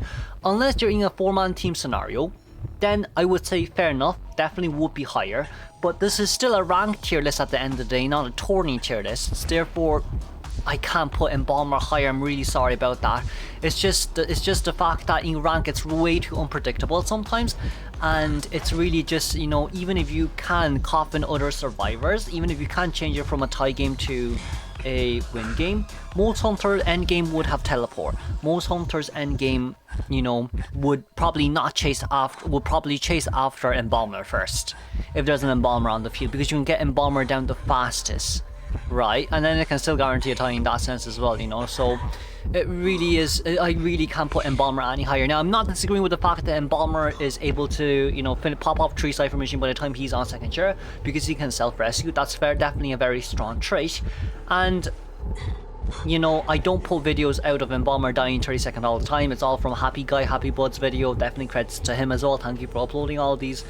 But you know, I really can't put him any higher, sadly. So yeah, that's that for Embalmer.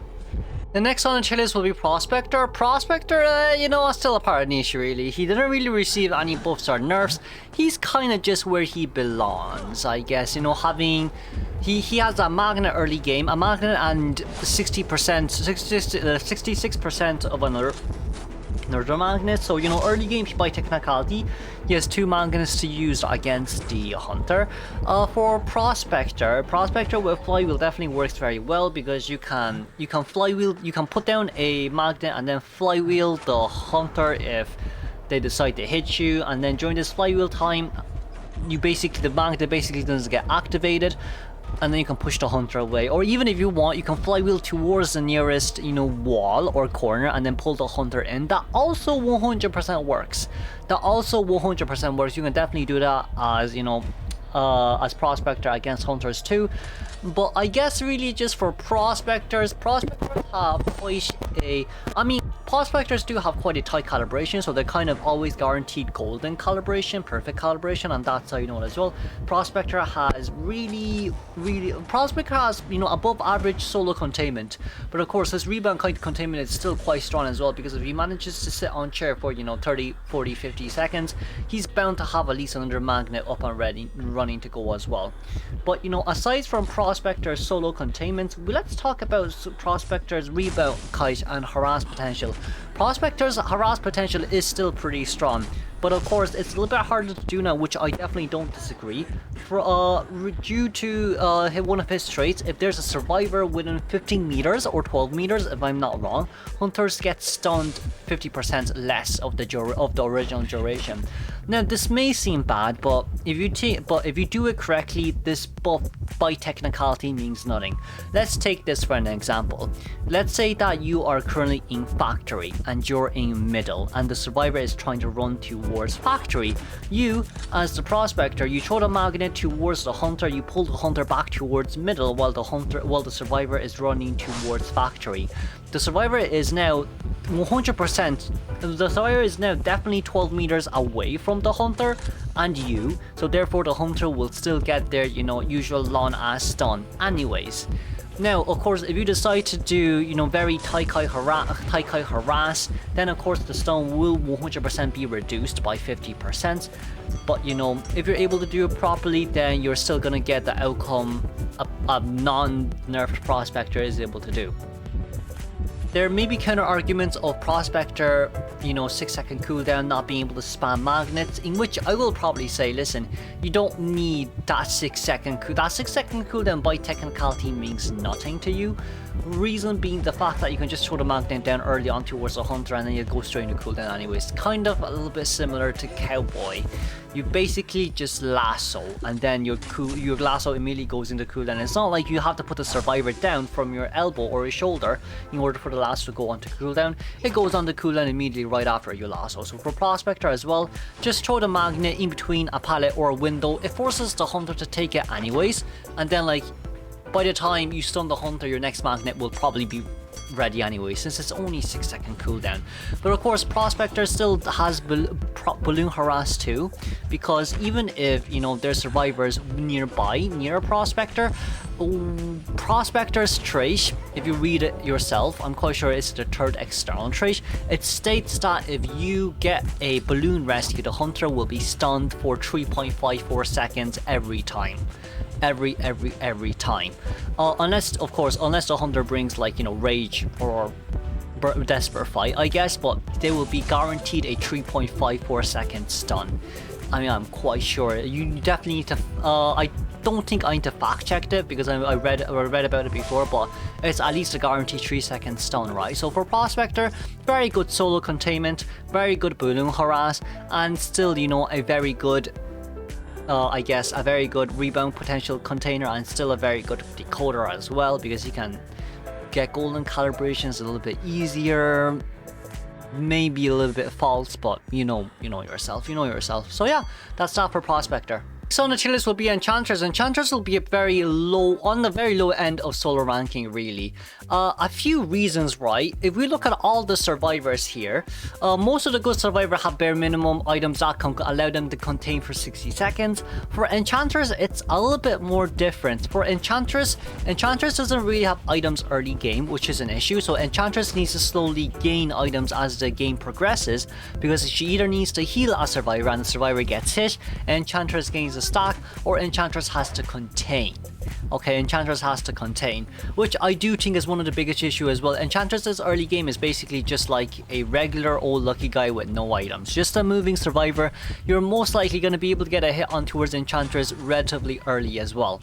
Now, what does Enchantress's kit have? Enchantress can mini stun the hunter by using 1 stack of stun curse, or she can do a long stun, a 3-stack curse against the hunter, in which it stuns the hunter for 3 to 4 seconds if I'm not wrong, but around that time frame for sure.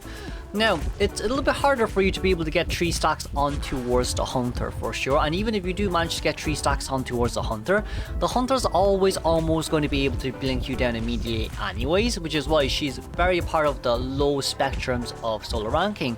And I do think another issue is the fact that you, most of the time, or even let's say 50-50, right? 50% of the time that you get 3 stacks before you get downed, 50% of the time that you get 3 stacks after you get down. So Ench can definitely be a really good rebound kite potential survivor, but also at the same time, is your teammate going to come rescue you after you contain 40-50 seconds? It's also a very good question. That's also a very good question. And of course, if you say, okay, I managed to get blink out of the hunter, great, but as an Enchantress, you're going to be forced to use your mini stuns anyways, your curses anyways. So then, like, will you really have 3 stacks of curse and manage to force blink out at the same time? In that situation, it is very rare. So then, like, most of the time, if you're gonna be able to get blink out, you don't have 3 stacks of curse. And then, like, if you didn't get blink out, if you do have 3 stacks of curse, you didn't get blink out. So even if you do curse the hunter for 3-4 seconds with the 3 stack curses, they're just gonna be able to blink you down within tight turner time anyway. So like for Enchantress, it's really a part of the solo ranker. I can't really put her any higher, but like she can definitely solo contain, that's for sure. Now, Enchantress can decode as like any normal survivor, fair enough. But I guess one of the biggest driving factors of Enchantress before was really the fact that she's able to balloon harass. Now NetEase has nerfed her balloon harass because if there's a survivor nearby, she gains her curse stacks. I think 77%, well 50% slower or 77% slower, but it is, you know, at a significant rate in which Ench isn't going to be able to get stuns easily if she basically is following another survivor around who is being contained, which is great. But that is actually one of the good things. I do think that's one of the better decisions NetEase has made, because her balloon harass were basically just brain dead because you just tap the button and the survivors are down. And if you have 3 stacks, you can do this 3 times, you waste so much time. But you know, aside from all that, I would say for Enchantress, it's still a part of solo ranking. It really is just with the fact that, like, you know, when you have 3 stacks, you're either on chair or you didn't get blink out. And then like when you don't have 3 stacks, it means blink is out, but you cannot rebound kite. So that's also another issue as well. You don't really have enough items for yourself to be able to rebound kite or just kite very well. So yeah, that's that for Enchantress. Next on the tier list will be Wildling. Wildling will be a part of play for... Yeah, Wildling will be a part of play for fun for me. Now, I know some people are like, listen, if you're going to play Wildling in rank, you're most likely playing Wildling for fun. And I 100% respect you for that. Please, once again, this is a rank tier list. Okay, not a tourney. Tourney, of course, he will be higher, but this is still a rank tier list. Okay, guys? Thank you very much. Don't come harass me for Wildling, please. Now, why is Wildling part of play for fun? A few reasons. Few reasons being the fact that there's a lot of rescuers now, and Wildling doesn't really perform better than anyone else. Wildling has a 25% decoding debuff, and of course, Wildling moves slow on foot. So Wildling has to ride Muro. Muro is Wildling's boar. He initially gets a 50-second boar riding time, in which it slowly goes down to 40, 30, 20, 20, 20 respectively per each time he gets on board, gets on and gets off board, I guess, if that's what you want to call it. But you know, for Wildling, I do believe it's just with the fact that I'm not disagreeing with you saying, okay, Wildling's a great rescuer, he cannot be stuffed because he can just sit on Muro. No problem at all. Listen, I definitely don't disagree with you with that, but you could say the same for Merc, you can say the same for First Officer, you can say the same for Gravekeeper, you can say the same for Journalist, you can say the same for Toy Merchant, you can say the same for Patient, you could say the same for Aeroplanist, you can say the same for Puppeteer. There's just so many options out there. There's really so many options up there right now that outperforms Wildling, sadly. Most of these rescuers have faster decoding speed than Wildling. Okay, that's a plus. Most of these all of these rescuers don't have a, you know, movement speed debuff. That's also a plus. And most of these rescuers can also provide some type of support towards their survivors. Definitely still a plus. Right, and most of these survivors don't need to wait 60 seconds to use their items next. Definitely a plus. You know? So like for Wildling, he is 100% a really guaranteed rescue. I'm not disagreeing with anyone here. I'm definitely not disagreeing with anyone here. But in terms of rank, there's just way too many better options out there. And like if we talk about balloon harass as well, Mischievous kind of... it's a huge mech situation right now, because if you're able to pick up survivors faster, that means Wildling has a lower chance of being able to, you know, balloon, like save a survivor from balloon. Now, I'm not saying that Wildling can't, you know, push the hunter back while the hunter has someone on balloon, which allows their survivors to struggle faster, but I guess you could say it's still a bit hard for you to be able to push the hunter back, because it's still just all a part of mind games at the end of the day, really, on that side, no. And if the hunter positions themselves correctly, then I guess you could say you basically don't push them back at all, really. And like for Wildling, okay, if Wildling's really first chase, what probably will happen is they'll force you on board and they'll change targets immediately. That's probably what would happen. Right, and even if the hunter really does want to chase after you, they'll probably go for you, leave you until you get off board, come back to you again immediately, and you're dead. But of course, his rebound kite potential is 100% very strong. He can get on Moodle during Tide Turner, but no one's going to be chasing after 25% decoding debuff survivor mid to late game, well, early game. Even mid to late game, yes, even if they do chase after a Wildling, you're not going to be charged. You're going to be slugged very hard on that side note as well. So yeah, really for Wildling, sadly, there's just way too many better options out there. I'm not saying you can't play him. You for me right now, Wildling is just a play for fun character. If you play Wildling, you play him for fun. You don't really care about ranks too much. Okay, next will be Acrobat. Acrobat will be a part of niche. I'm not moving Acrobat any higher. I'm not moving him any lower. Acrobat, in a nutshell, has 3 balls early game. Well, by technicality, he has 4 balls. But, you know, he needs to gain his second red ball right after containing the hunter for 60 seconds. But of course, as an Acrobat, he has 3 balls early game. He's able to vault over anything of low height. So let's, for example, Port Stop, it's all low height. Like the staircases, it's low height. What else is low height? Pallets, windows, etc, etc. And you know, he has 3 types of balls. First type of ball is a fireball. It basically nullifies all hunter skills if the hunter steps on it. Second type of ball is a mud ball. Mud ball slows the hunter's movement speed bit down when, you know, the hunter steps on it. And the third type is a snowball, in which it slows down the hunter's, you know, vaulting and braking animations, even picking up balloon animation speed by a certain amount as well. So, you know, with all these balls, it has their own different purposes as well. But of course, as an Acrobat has 3 items early game. He's going to be able to get that fort fairly easily as well. Even if he just spams the balls, he's definitely going to be able to contain bare minimum, you know, 50-60 seconds. And getting blink out as Acrobat, it's quite easy to get blink out as Acrobat, really, because like you have such a strong containment ability, and if the hunter allows you to contain a little bit, just that little bit longer, probably 3 cipher machines is about to be done anyway. So most of the time hunters will definitely blink you down. That's probably the best case scenario for hunters as well. For Acrobat, most Acro brings flywheel with them. Some brings window, of course, but a lot of the times they bring flywheel. A little bit similar to the Perfumer analogy. You use a ball, you still have flywheel to be able to, you know, dodge that hit before your next ball is ready. That's what I would say on that side note. Now, why would Acrobat not be higher since he has such a strong, you know, a strong solo containment? I do really think it's because of the fact that he can't really assist his survivors too much, because like you could potentially say, oh yeah, Acrobat can just come in with a mud ball and jump on towards the hunter. Acrobat can come in with a fireball and jump in towards the hunter. Acrobat can come in with a snowball and jump in towards the hunter. While I don't disagree, but if your teammates is on chair, most of the time they don't have an item. So which means they don't have much to contain with anyways, and the hunter is at max presence during that time. The hunter is either presence 1 or max presence during that time, so it's probably a better interest to you just to decode instead of supporting. Acrobat may have support potential, but it's basically barely any support potential. I'm not saying it doesn't impact the hunter at all. I'm just saying that it doesn't impact the hunter enough for you to be able to gain more of an advantage. Yes, you will gain tiny little bits of advantage, but if you're going to talk about big advantages like game-changing advantages, not really. Very rare for this to happen for the Acrobat. Now, of course, Acrobat doesn't really have any decoding debuffs. Acrobat can definitely 100% come into rescue as well against chip hunters. But even if you do come into rescue against chip hunters or just basic hunters, if you want to nullify their skill, most of the time they're going to be walking around in circles trying to bait that ball out of you anyway. So like, even if you do that, what you have to be careful of is if the hunter hits you and then you have a fireball on the ground, the hunter steps on the fireball, then that basically cancels that hunter's attack animation recovery and you can get a double hit potential there as well. So do be careful on that side note, please.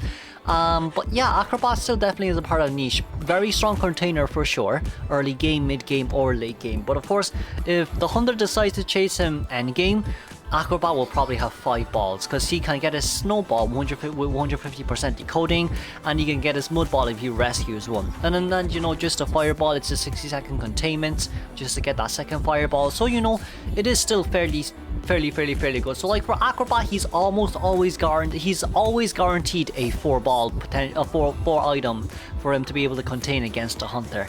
Like always guaranteed that 4 item is quite strong.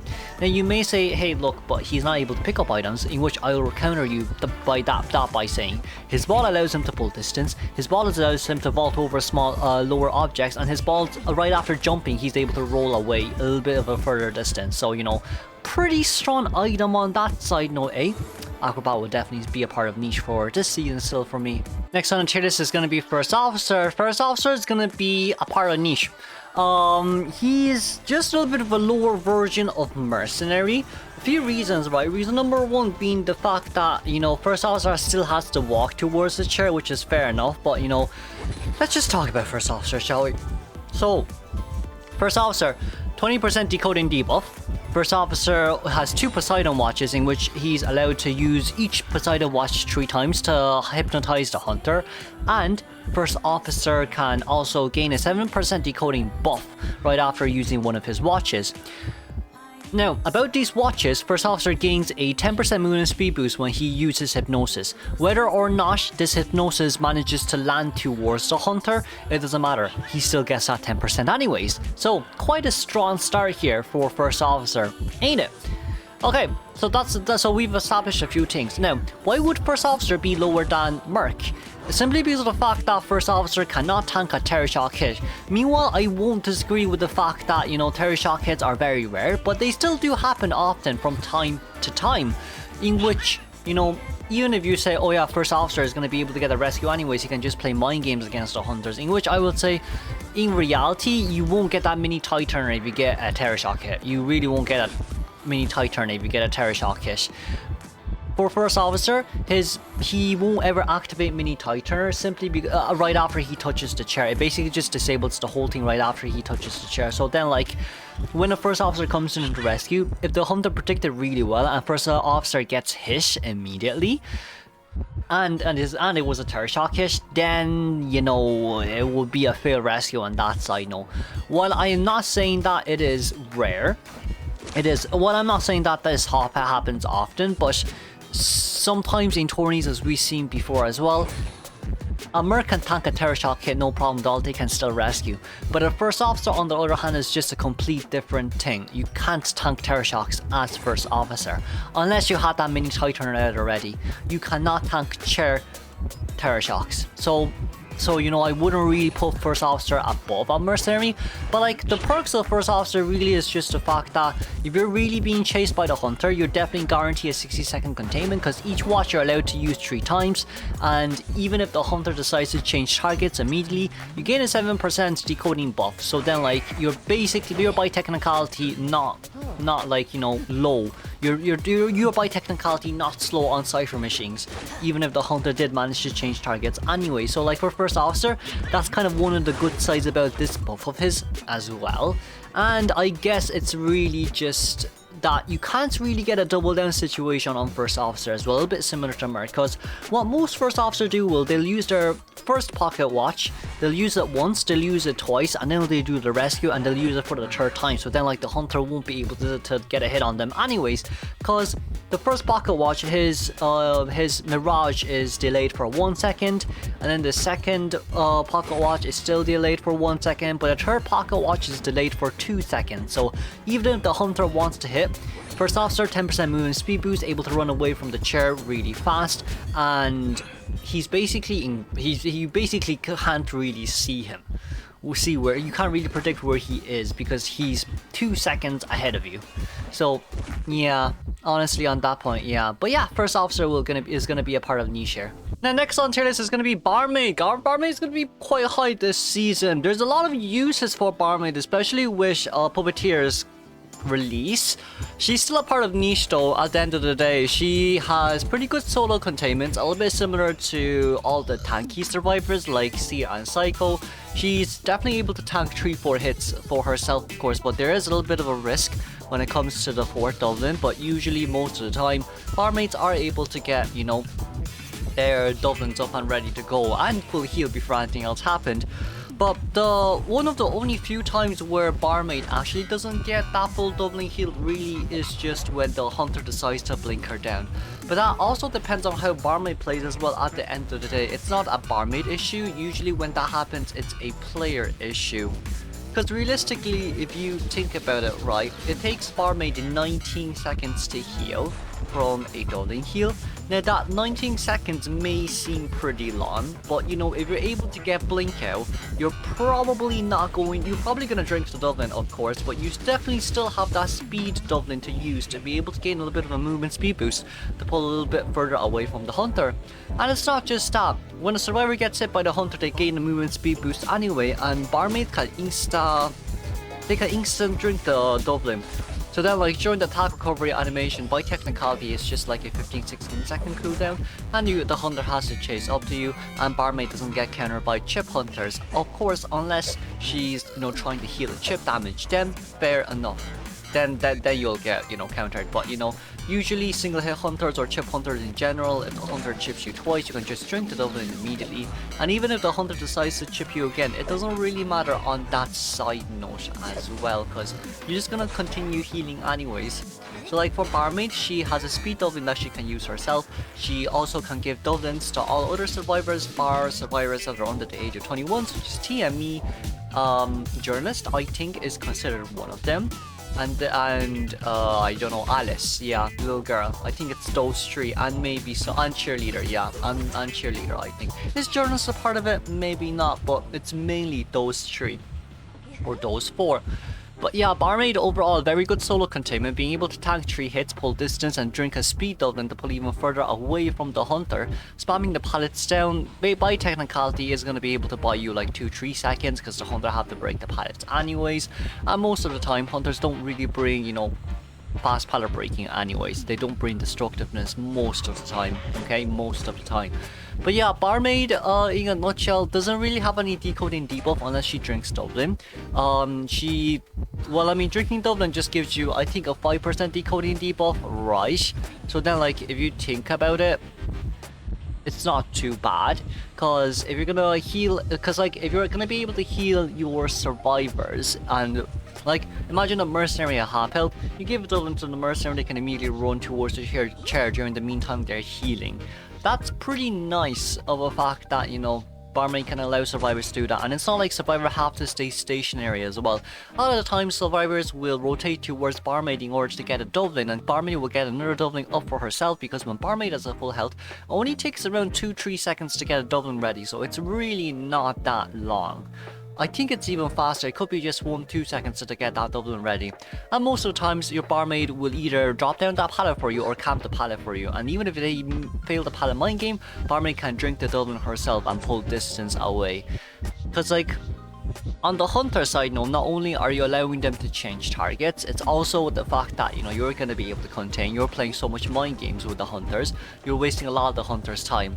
And like, failing pallet mind game is kind of quite rare, because most of the times for Barmaid, they'll just allow the survivors to run, they put down the pallet themselves, and meanwhile the survivors are running, hunters are going to have to break pallets because they can't use their skills to like, dash through pallets or even yada hoo from pallets, because that's just going to waste too much time in order to catch up towards the survivors. But overall, Barmaid has decent enough support, whether it's mid-kite harass, or whether it's body blocking, or whether it's just to give the heal towards the rescuers immediately and have them full heal instead of half health. She also doesn't really provide too much decoding debuff. One Dublin is only 5% decoding debuff. Now to a rescuer that may seem like a lot, but if you're going to be able to contain or even decode while being healed, that is still quite a huge plus side there on Barmaid. And of course, it's a rescuer that gets this decoding debuff, so it's fine. But even if it's a normal survivor kiter that gets a decoding debuff, you're gonna get accelerated decoding anyway, so it kind of nullifies it in a nutshell. But yeah, honestly, Barmaid not too bad of an alternative for a, if you want to tank hits. If you don't want to play Psycho, you can definitely play Barmaid. If you don't want to play Seer, you can definitely play Barmaid. If you don't want to play Perfumer, you can definitely play Barmaid. Barmaid is pretty nice. Okay, next we're gonna have Postman. Postman is gonna be a part of solo ranker. I'll probably put Postman just a little bit above Enchantress, and there's a few reasons for this. Postman is quite a nice character, especially if you want to play, by yourself in rank, which is why we call this a solo ranking tier. But I guess also at the same time, he does have a little bit of containment ability. He does have a wick, a dog who can bite on towards the hunter to slow them down. This does come in quite clutch because you can use it as if you have a flywheel, but you just have to use it a little bit earlier. But of course, the downside of this is the fact that hunters are going to be able to dodge it if they're far away enough from Postman. Of course, when it comes to tight distances, it's going to be very hard for hunter to dodge the dog's bite. And when it comes to cutting corners, I guess the hunter can just wait by the corner, but you know what, waiting is still pulling distance away from the hunter, so it's not too bad.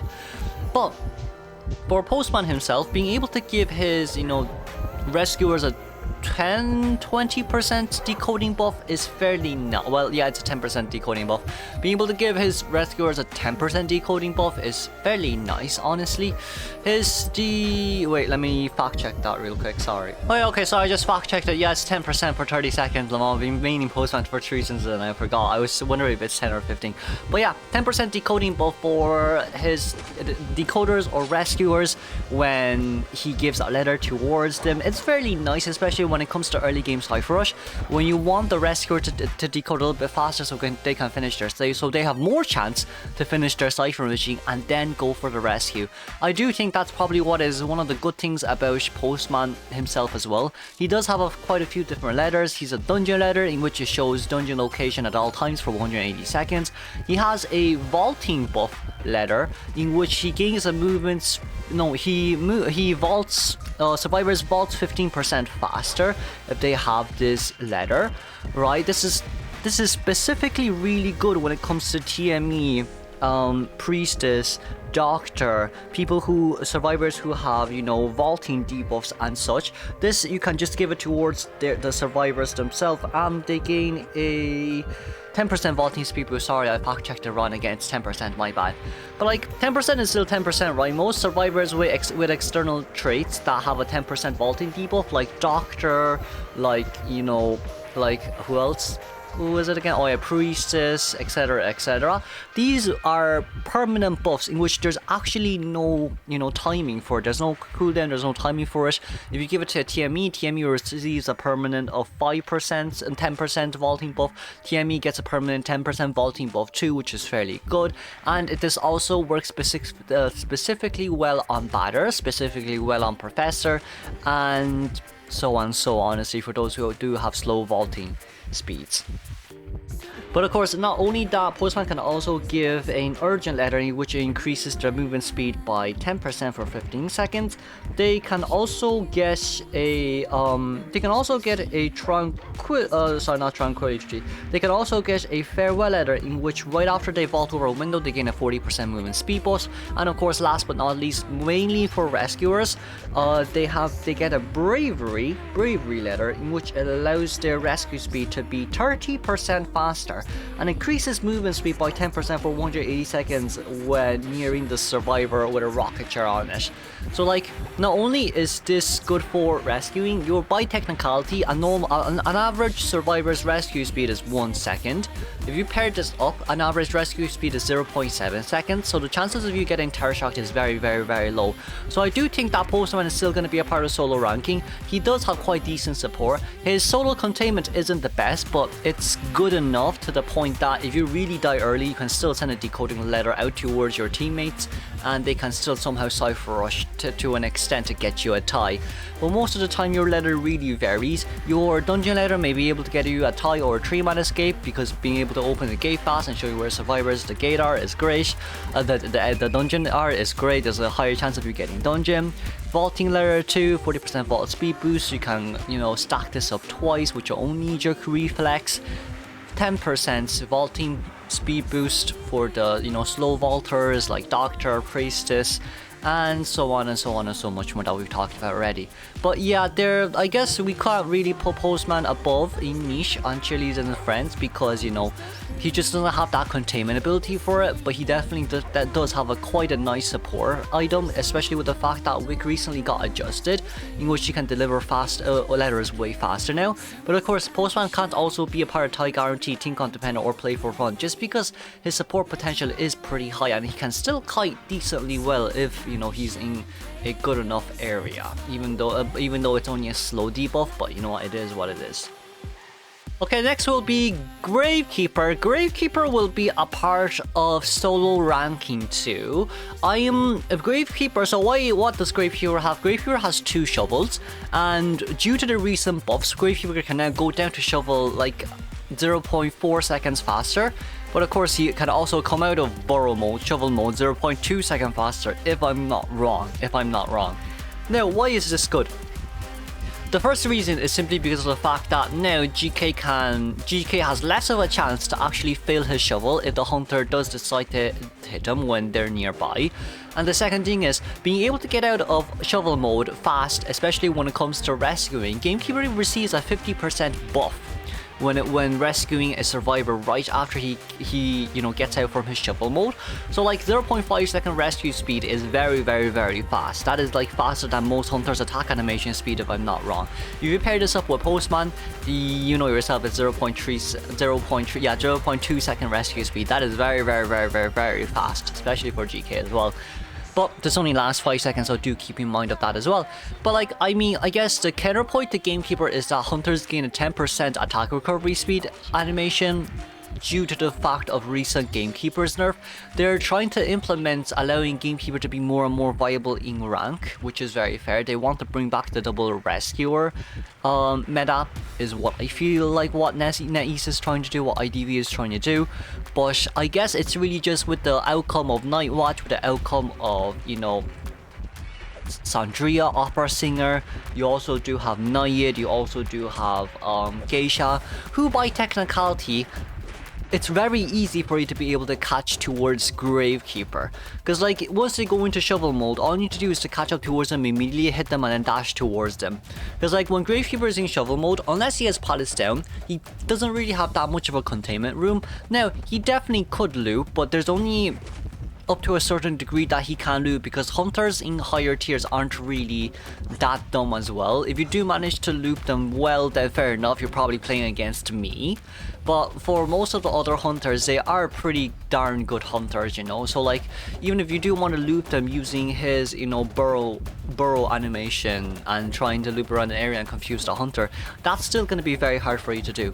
But I guess for Gravekeeper, he's not any higher, but he can't also be lower as well, because now he doesn't get countered by chip hunters anymore. Whether it's Bonbon, Sculptor, Mad Eyes, they all have to land 2 chip damages. They have to land enough chip damages to consider it as basic hit damage. So in a nutshell, you need to chip Gravekeeper twice while in shovel mode. But of course, it's still very hard to chip Gravekeeper in shovel mode, because he gains a 10% movement speed boost as well. So like, by technicality now, Gravekeeper counters chip hunters quite well actually. As a rescuer, he does counter chip hunters quite well. Chip hunters can't actually chase after GK anymore, is what I would like to say. Now maybe if you're a Bonbon, you could definitely go for it, but like, aside from Bonbon, I would say it's still very hard to be able to do so.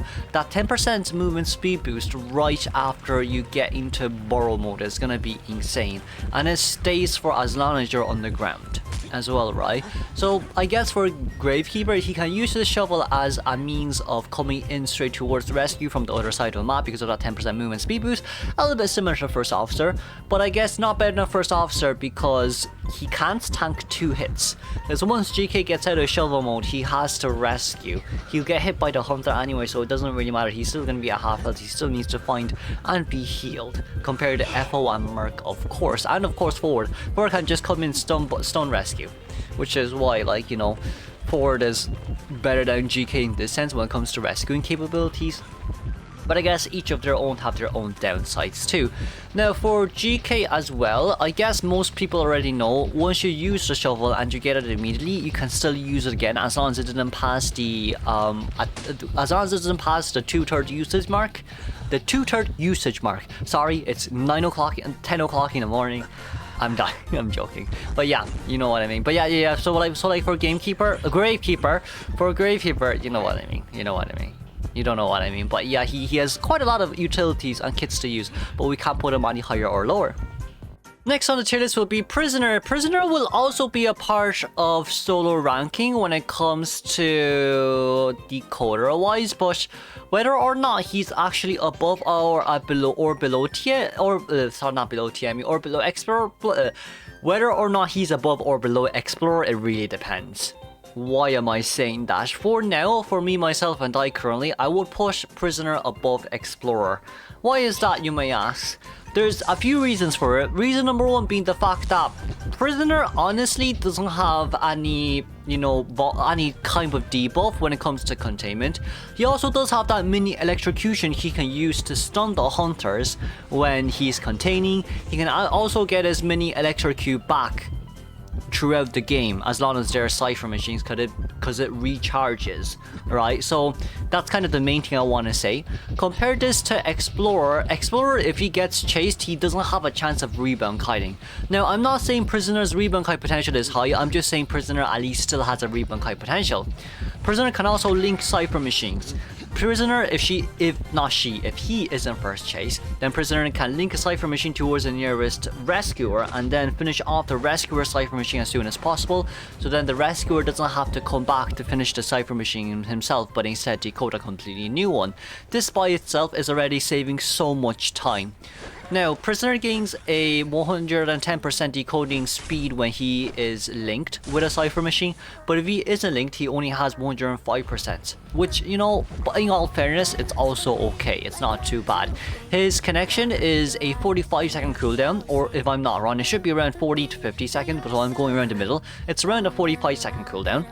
So, like, it wouldn't really take so long for you to be able to make another connection again.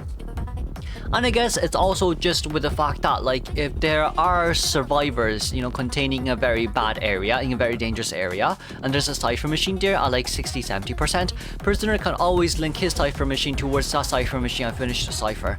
That by itself is quite a very decent, ability to have.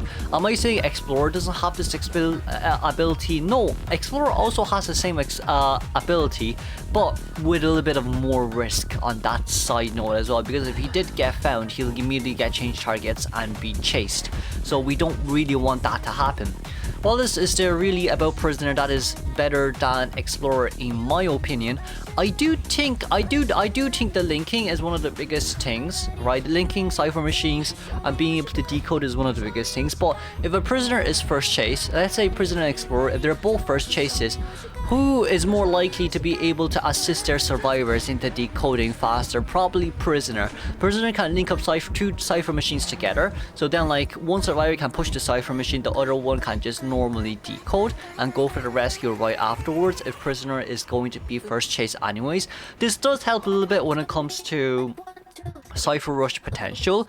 I won't disagree that there are still transmission losses from 5 to 15%, but if you're able to finish off your rescuer cipher, that by itself is a pretty strong trait, because the survivors, all they need to do is to stay in the same area and just keep decoding, keep getting those perfect calibrations, and just let the rescuer do all the work instead of having the rescuer to come back to heal again and then go back to rescue and then waste so much time instead of cipher rushing. So cipher rush potential wise, I do think Prisoner has more potential when it comes to cipher rushing, especially in solo rank as well.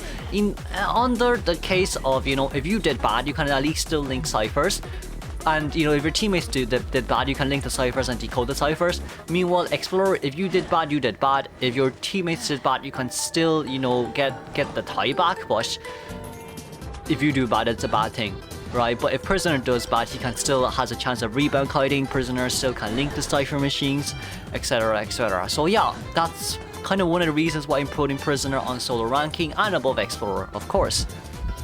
Okay, next will be Entomologist. Entomologist, definitely a part of the niche. Ento has quite a lot of support abilities and very good solo containment abilities. She also doesn't really have that... does she have any debuffs? I don't think she's any debuffs, except for the fact that hunters can seek her right after they've lost sight of her for 3 seconds, if I'm not wrong. It's kind of like a red outline.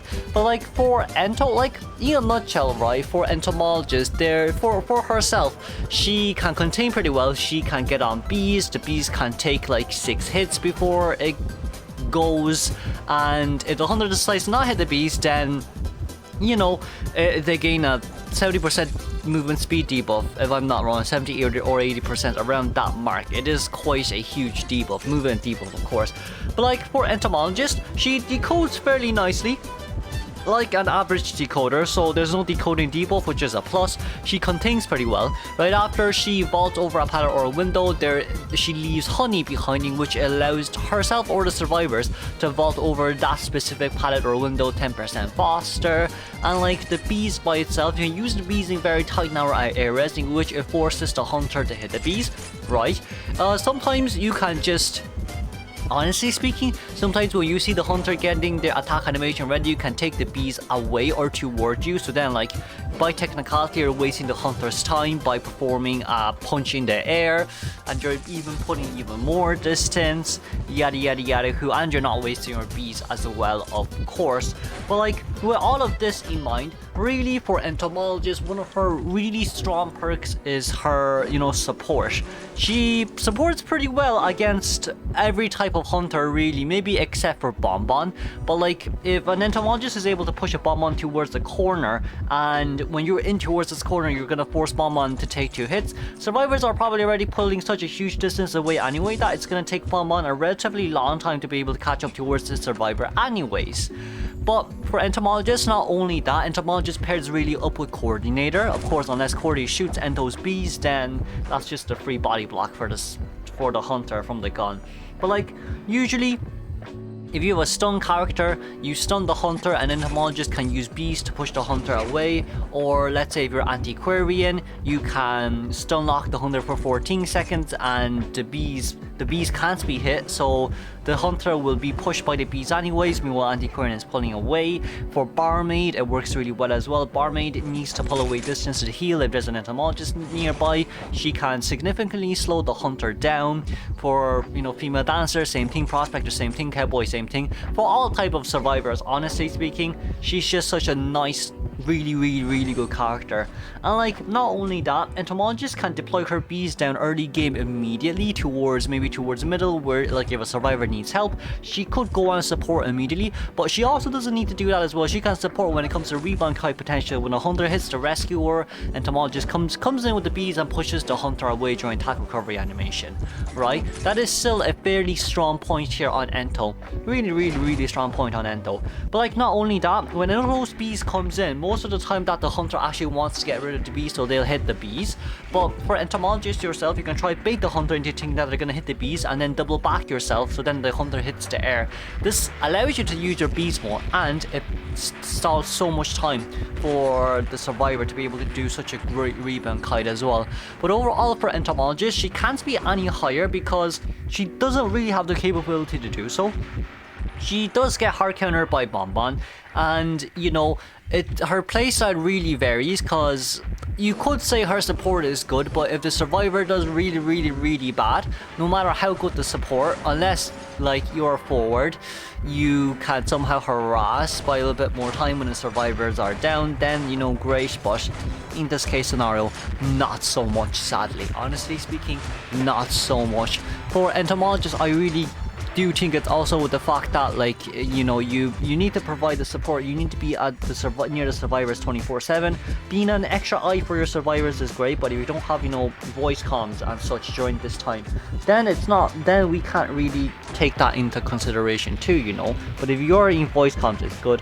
But like, I really do think that these supports are great and all. It can definitely help you out to a certain extent, but is it enough to really pull back from a huge mistake? No, not really. Because for Entomologist, if you want really good support, you're gonna need a lot of survivors resources, like Antiquarian, Coordinator, stun lock characters like Prospector, Enchantress, Forward, etc. You're gonna need their support as well to be able to help the survivors to rebound kite even better.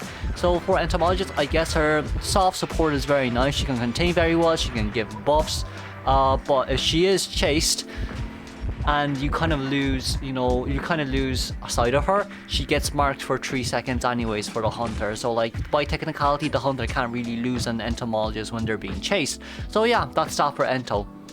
Next we have Painter. Painter is going to be a part of Team Comp dependent. I'm going to put Painter maybe in between Mechanic and Gardener here. Painter, in a nutshell, the reason why he isn't good in current day meta, I would even put him on Play for Fun, but I guess the only one of the few reasons why he's Team Comp dependent is because he pairs really nicely with Forward, he pairs really nicely with Entomologist, he pairs really nicely with Postman, he pairs really nicely with, you know, some of the harassers as well.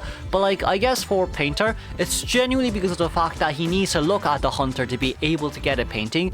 That's kind of what is really annoying about, you know, playing Painter sometimes, because not only can the hunter moonwalk you and not show you their face at all and catch up towards you immediately, you also don't really have anything contained to because of that. You don't have items at all. Once you get the painting, like looking at a hunter's face takes like 5, 6, 7 seconds. Getting the painting takes like 4 or 5 seconds. So by technicality, you need 10 seconds to be able to get your first item before anything else happens. And of course, alongside with Painter on that side note, most of the time when you put down your painting, you either get a straight counter by Excitement, which is very similar to Cordy, but at least Cordy still has some type of inner trait to allow herself to contain you longer. But for Painter, it's a whole different story. If he gets Excitemented, he'll get her hit immediately, and the hunter catches up, probably won't be able to get your second item out, sadly. Now, can this second item be used for rebound kite potential? Yes, definitely, but if you can't rebound kite after your tie turner time is over, then maybe it's not worth it as much if we compare it to Cordy if she still has gun later on throughout the game. But of course, for Painter, he definitely does pair up really well with Forward. You know, Painter can just, when Painter again gets down, Forward can just immediately come in and pull a ball, stone rescue it immediately, and Painter can start rebound containment again, get the painting out, and do whatever shenanigan he has to do. But I guess also at the same time, a good thing about Painter is the fact that he doesn't really have this, you know, half mark wish to chair. So like, you can rescue him early, you can rescue him late, regardless or not, he's gonna have to sit on that chair for 60 seconds anyways. But I guess really for Painter, it's just with the fact that he doesn't really have any items early game, which is a little bit of a risk factor there as well, especially against Bloody Queen, against, you know, chip hunters, against moonwalk type hunters, against most hunters. In all honesty, these are like most hunters that I'm talking about that can moonwalk. It's really hard for Painter to really shine out there. So it's really team comp dependent on that side note as well. But I guess for Painter, he can't be any lower. Well, no, we talked about why he can't be any lower, but like, he also can't be any higher, because even if he did manage to get painting out, the moment he puts down a painting, the hunter can just look away from the painting and like loop around that painting to try play, you know, mind games with the Painter, or they can just wait for their excitement to be ready to hit the Painter, you know. So I guess on that side note, the Painter's not really at a good stance right now, especially when it comes to rank in general. Not a lot of people play him, but I guess if you most rebuilds are, if Cordy can be countered by Excitement, then Cordy and Painter can too, so Cordy can't be up high. But Cordy can be up high because she has vault buffs, she has movement speed buffs, she has a gun that by technicality can really assist with rebound kiting pretty well compared to Painter, who has items, but you can counter that pretty well as well. Like, if we compare, right, which one's easier to counter, Cordy's gun or Painter's items? Probably Painter's item is easier to counter. Like, you can even counter it without Excitement. You see, that's the thing as well. So yeah, Painter's going to be a part of team comp dependent. Okay, next on the tier list will be Batter. Batter will be a part of niche as well. Where would Batter realistically speaking go? Batter will probably be... I say Batter will probably be here. I'm gonna put Batter below Forward, and there's a few reasons for that, I guess. For Batter, he does have a 20% decoding debuff as well, but when a survivor gets hit, he gains a 50% movement speed boost for 8 seconds. That's quite fast, honestly. But like, for Batter, in a nutshell, what Batter is, he is a way higher risk, higher reward type of character compared to Forward. He's not as stable as Forward, but if you're able to pull out the best from Batter, Batter can sometimes really be better than a Forward, especially when it comes to, like, you know, just rebound kite potential, solo containment, etc, etc. But I guess for Batter as well, Batter does have 3 balls. If all of Batter's 3 balls get destroyed, he can't really get another item anyways, but he still does have Berserker to use, which is an innate trait which allows him to vault windows like 50% faster, if I'm not wrong. But aside from all that, what is Batter? Batter is a type of, you know, assist type character, rebound kite assist type harass type character mainly when it comes to, you know, make kite harasses or just rebound kite potential. But I guess for Batter, in a nutshell, what Batter really excels at is just balloon rescuing. Balloon rescuing and mid kite harassing, those are the two he excels at the most. Now, why am I saying Batter is kind of a, you know, higher risk, higher reward type character? While Forward can do very stable rescuers and waste a lot of time and do a lot of good mid kite harasses, Batter, on the other hand, he needs to be very careful of his aim and precision. That's one of Batter's biggest issues. A lot of the times when you don't see that much Batter in pro, you know, rank or in pro play, it's simply because of the fact that his 20% decoding debuff kind of does hit quite hard. He needs to be able to self-contain, and even if he is first chase, if he decides to hit the you know, hunter with a bat and ball, the hunter can just immediately get rid of the bat and ball, and Batter basically has nothing else to contain with. Meanwhile, I'm not saying that it's, you know, I'm not saying that it's hard to, well, it is hard to play Batter, but like, I'm not saying that he isn't worthy or any better than Forward, but realistically speaking, if you're playing hunter, if you're playing Batter and you're trying to hit the hunter from a far distance away, sometimes you may miss the ball, sometimes you may land the ball. It's not really a 100% guaranteed thing. Even if you say, oh, I'm a really good batter, I can do this, that, the other, there are still going to be a lot of times where you are going to miss that ball, because mind games, at the end of the day, no one is the master of mind games. Mind games is all chance. It's all luck based. It's all chance based. I predict you this, you predict me this. Doesn't matter how many levels of mind games you have, it's gonna cancel each other out anyways, right? Because for example, you're gonna be like, oh yeah, so for example, you as a batter, you're like, okay, I predict the hunter goes right, but I'm gonna predict the hunter goes left, and I'm gonna predict again that the hunter will go right. So you're just thinking the hunter is going right. It doesn't matter. There's only two levels. It's either you're going right, you're going left, or you're going straight at me. There's three levels right there. So you either predict well, don't predict well, or you suck. I'm joking. But like, yeah, as well as that part, like for hunters as well, you could potentially say, okay, but if a hunter's about to perform a basic attack hit on towards me, I'll use my bat and ball. But once again, that's still reflex based. Not everyone has 0.1 not everyone has a 150 millisecond reflex speed. That's the fastest a human can do unless you predict it, but like not everyone has a 150 millisecond reflex speed. I don't have 150 millisecond reflex speed. That's for pro racers in like those very stone crazy races, not for us gamers. Okay, maybe for us gamers sometimes, but usually no, it's very rare for gamers to have these, for like, you know, the average player. But like, yeah, I guess for Batter, fairly nice, you know, harass type. His harass is really good, his containment is very good, his decode is just a little bit slow, and like, especially with the fact that he needs to be, I guess, running around the map in order to help his survivors. If he's able to get the help, if he's able to help immediately, great. But if he isn't and he didn't time it properly, then you're kind of just walking around like a headless chicken and wasting your decoding speed time, honestly. Right, so I guess that's that really for Batter from my side. 20% decoding debuff is a fairly nice counter to the amount of bat and balls you can use and recycle, but there's still a lot of mind game potentials here and there as well. It's not like you're always going to be guaranteed to get these bat and ball hits, and I guess you could potentially say right after you use them, the hunter either uses tolerance to counter your pushback and then break the ball, or they immediately change targets for you, which isn't a bad option, but you know, it is what it is. Now, with retrospect to that, if that's the right word that I use, Batter's berserk mode really is really good, honestly. His berserk mode is really good. 50% vaulting boost, you basically can't get terror shocked, my friend. And when you're using bat and ball, you can push the hunter back to stun them if they hit a wall. So yeah, Batter's solo containment is strong, his harass is strong, but his decoding is just a little bit on the low end. Now let's talk about Psychologist. Psychologist will also be a part of niche for Psycho herself.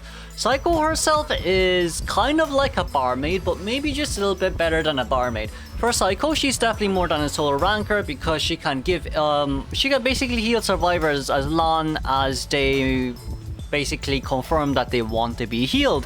Now, what does Psycho have? Psycho contains very normally. Psycho can tank 3 normal hits, kind of like a survivor with just a running survivor, with no items. But I mean, for a psychologist herself, the moment you hit a Psycho, she basically can't get down within the first 20 seconds of her being hit, because as long as she still has stress, unless you're playing like Jojo or Hermit, it's gonna be very hard for you to be able to, actually prevent a psychologist from rebound kiting.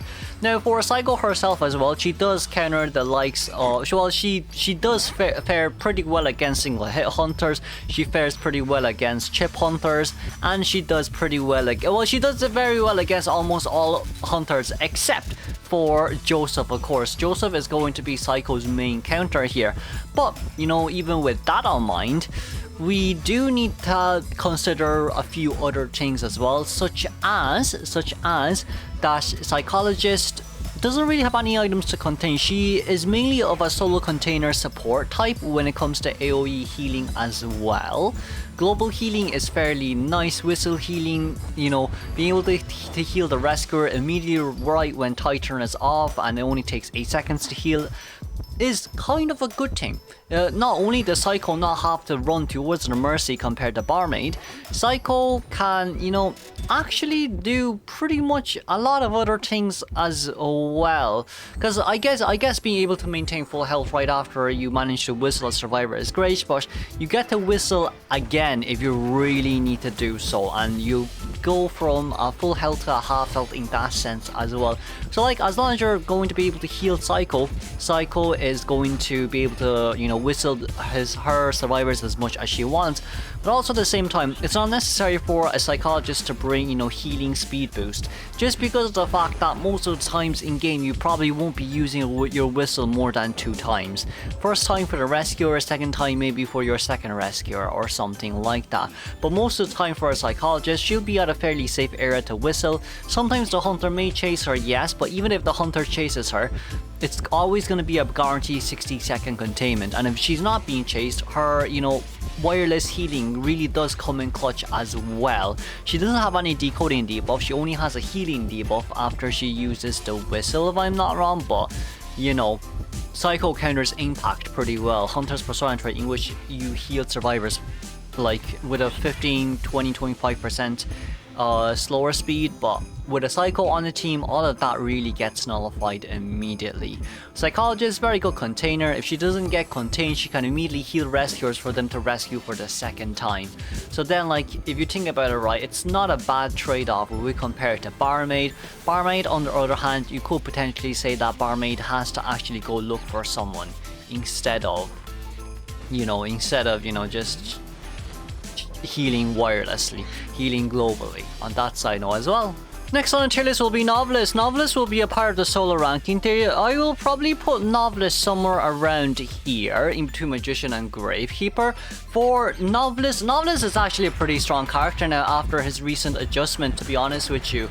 Why, you may ask? Novelist initially gets a buck the moment the game starts, and Novelist is able to swap positions between the hunters with a range of 12 meters, if I'm not wrong. It does get reduced by half to 6 meters when there's survivors nearby, but that's only when you want to, harass a little bit, just to let your survivor to pull a bit more distance.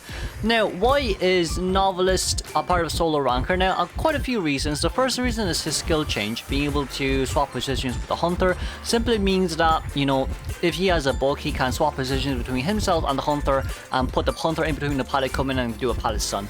Also, the fact that, Novelist is able to gain a 50% movement speed boost for 1 or 2 seconds right after he does his initial swap, it basically allows him to transition towards a better containment area. And for the hunter themselves, they basically have already created a 10/15 meter distance away from the Novelist, which still does take time for them to catch up towards the Novelist immediately. And I guess another part is Novelist doesn't really have any decoding debuff or decoding buff. He gains a 10% decoding buff when Cypher machines are below 50, and he gains a 10% decoding nerf when Cypher machines are above 50. So it kind of just cancels each other out on that sense. It's like, oh yeah, Novelist gets 110% decoding speed when ciphers are below 50, but he gets a 90% decoding speed when cipher machines are above 50. I guess that's the best analogy I can give you guys. Now for Novelist himself, he's not a bad rescuer. He could potentially pull off a no damage rescue if he maintains distance well enough and does the swaps correctly. And you know, him swapping with the hunter away from chair, Novelist near the chair, get the rescue immediately and pull away.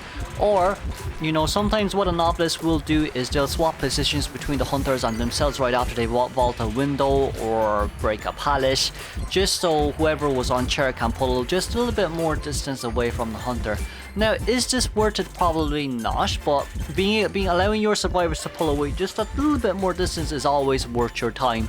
It's also the fact that early game now, Novelist has a book, Novelist has a novel. That means most of the time Hunter won't be moonwalking against the Novelist anyway. And I also do think that it's considering the fact that Novelist book regen is now not shown towards the Hunter. Before his buff, previously, it was shown towards the Hunter, so Hunter knows when to moonwalk, when not to moonwalk, and when to expect this book.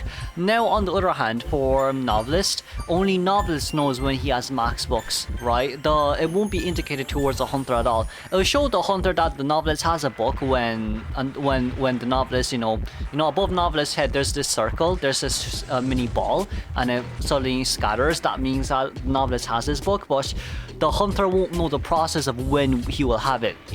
They'll only know that Novelist is looking at them when this ball is risen above Novelist's head. But I guess overall for Novelist, he is a pretty darn decent good container now. Being able to swap positions from hunters and just to do that little bit of a mini harass is kind of nice, honestly, on that side note. But I guess it's just a little bit of a difference between, okay, now we are swapping positions instead of controlling the hunter. That means less bugs maybe, but also the 50% movement speed boost is kind of like, oh yeah, we get to play around here just a little bit longer as well. But I mean, on that contrary, you could potentially say I can't put Novelist higher because Cowboy exists. Cowboy, one lasso, one hook, and you immediately gain movement speed boost right after as well. But I guess for Novelist, his ability requirement for it to activate is you just need to get that book. You just need to play a little bit like a Seer and get that book, and you can use your ability anywhere whenever you like. So yeah, I guess for Novelist that's about that. He could no damage rescue, he decodes average, and he has a decent containing ability. I'm gonna be looking forward to see how well he does in co-op. Now for Little Girl will be a part of team comp dependent. For Little Girl right now, what I really would say is current day meta fast chase type hunters, Little Girl probably not in the best positions of all. I'm not going to disagree with the fact that Little Girl can get on towards the survivor and let them contain a little bit longer, such as Mercenary forward, who else is there, first officer, etc.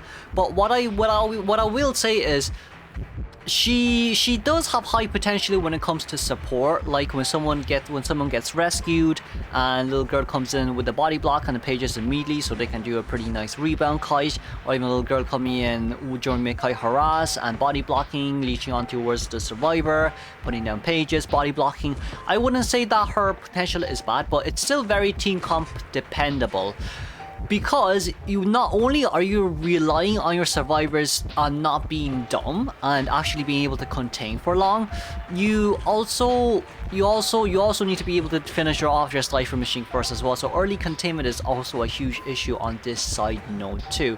Now, Little Girl herself, she doesn't really have any debuff. She can teleport early game if she spawns at a bad area. She can leech on towards survivors if she thinks that she can contain well.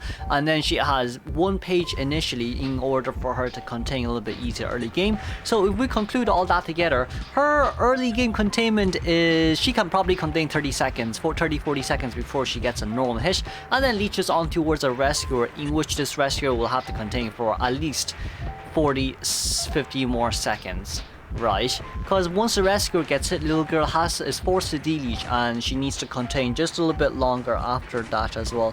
But during this time, whether or not Little Girl has used her pages to assist the rescuer into containing longer, or just to, you know, or just to save it right after the rescuer gets hit.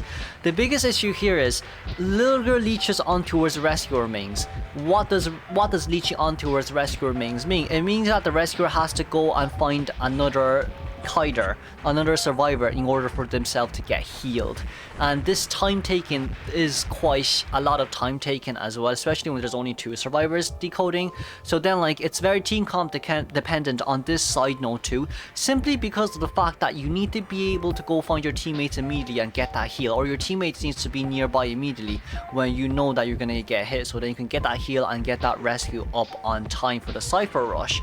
But aside from that, I'm not disagreeing that little girl has high support potential. I'm not disagreeing that little girl has high, you know, ability potential. It's just the fact that little girl needs to depend on her team way too much, whether it's early game containment, whether it's being able to contain very well after the assist that little girl has been given to the survivor that was on chair, or whether your, you know, rescuer can actually contain and your survivor can actually Cypher rush properly. So yeah, that's that on little girl.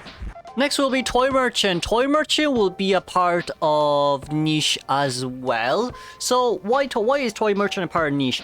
Toy Merchant is map dependent, yes. I definitely won't disagree with anyone on that, but Toy Merchant also at the same time, you know, she can provide catapult assist, whether it's from 2-story or to whether it's from an open area to 2-story area, or you know, whether it's just her solo containment herself, or whether it's just to come into the rescue and drop down an item for the survivor who's on chair to, you know, have an item for rebound kite potential. But honestly, for Toy Merchant, well, you can't really sleep on her too. 2-story areas like church, no, sorry, wrong one. 2-story areas like Leo's Memories, like Hospital, Chinatown, Ever Sleeping Town. Toy Merchant does fairly well in areas like those, and of course Moonlit River Park, right? And so then, like, what do these catapults do? These catapults allow you to, you know, rotate from one area to another. It gives you a better chance of pulling distance away from hunters if you're playing against chip damage hunters, and it's kind of just looping. These catapult really works really well with loops. For example, lakeside from an open area to big boat, or just going directly up to directly into small boat from like double 11. These are quite nice perks for a toy. And of course for Toy Merchant, once she places down a catapult, it will be shown globally towards all survivors. This is a huge plus. Being able to show the catapult's location at all times and being able to know where it is at all times, survivors can plan ahead of themselves and be like, oh yeah, there's a catapult there. I can immediately go there and take the catapult and maybe contain for a really long time up in another 2-story area. And it's also with the fact that Toy Merchant doesn't really have any room forever when she places down those catapults, because if she holds the catapults, there is an outline in which allows Toy Merchant to know, oh, where is this catapult going to land my survivors? Where is this catapult going to land my teammates? So then, like, for a Toy Merchant to mess up, unless they're being very hasty on catapult deployment, they really shouldn't be messing up. Now, aside from all of Toy Merchant's support, let's talk about Toy Merchant's rescue. Toy Merchant can rescue against a lot of hunters. For example, chip damage hunters like Bonbon and Sculptor, because she's basically nullified on air. Against Axeboy, Naiad, because, you know, Naiad can't get harpoon, can't get moisture levels on Toy Merchant because she's in air. Same as Axeboy in a nutshell can't really get a fireball on Toy Merchant since she's on air. She can immediately catapult herself from one area to another, fly on air and pull in towards the distance immediately, and the hunter basically can't do anything about it. Hunters basically cannot stuff these rescues. They can't just hit Toy Merchant and dash back. They have to wait for Toy Merchant to be able to get dropped down, right? So then, like, Toy Merchant does have a lot of rooms to play, a lot of room to play against like hunters like these in general.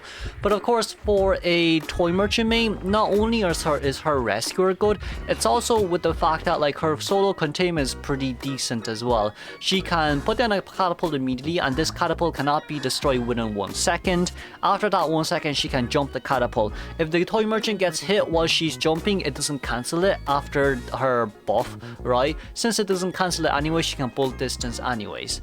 And it's also the fact that most toy merchants spawns near 2-story areas too. So with the fact that she does have a glider too, after she vaults down from 2-story areas or she uses her catapult, she does have this glidering which allows her to pull an even further distance away from the hunter. When the toy merchant uses her glider, she basically moves faster than the hunter for a certain period of time until her glider is out. The only hunter that really counters toy merchant is Geisha. Aside from that, no one really, is what I would like to say. So yeah, honestly, toy merchant is a very good assist. Toy merchant is also a very good rescuer, and toy merchant solo containment is pretty good as well.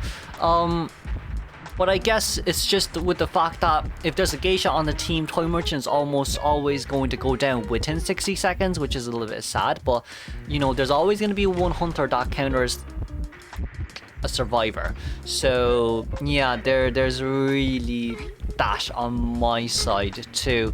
But I guess, you know, toy merchant rescue as well, she can drop down an item for the survivors to use if they've no items left for rebound containment. Toy merchant can bring Tightener, but also toy merchant doesn't need to bring Tightener. They can go flywheel or Window Speed Boost, whichever one they like the most.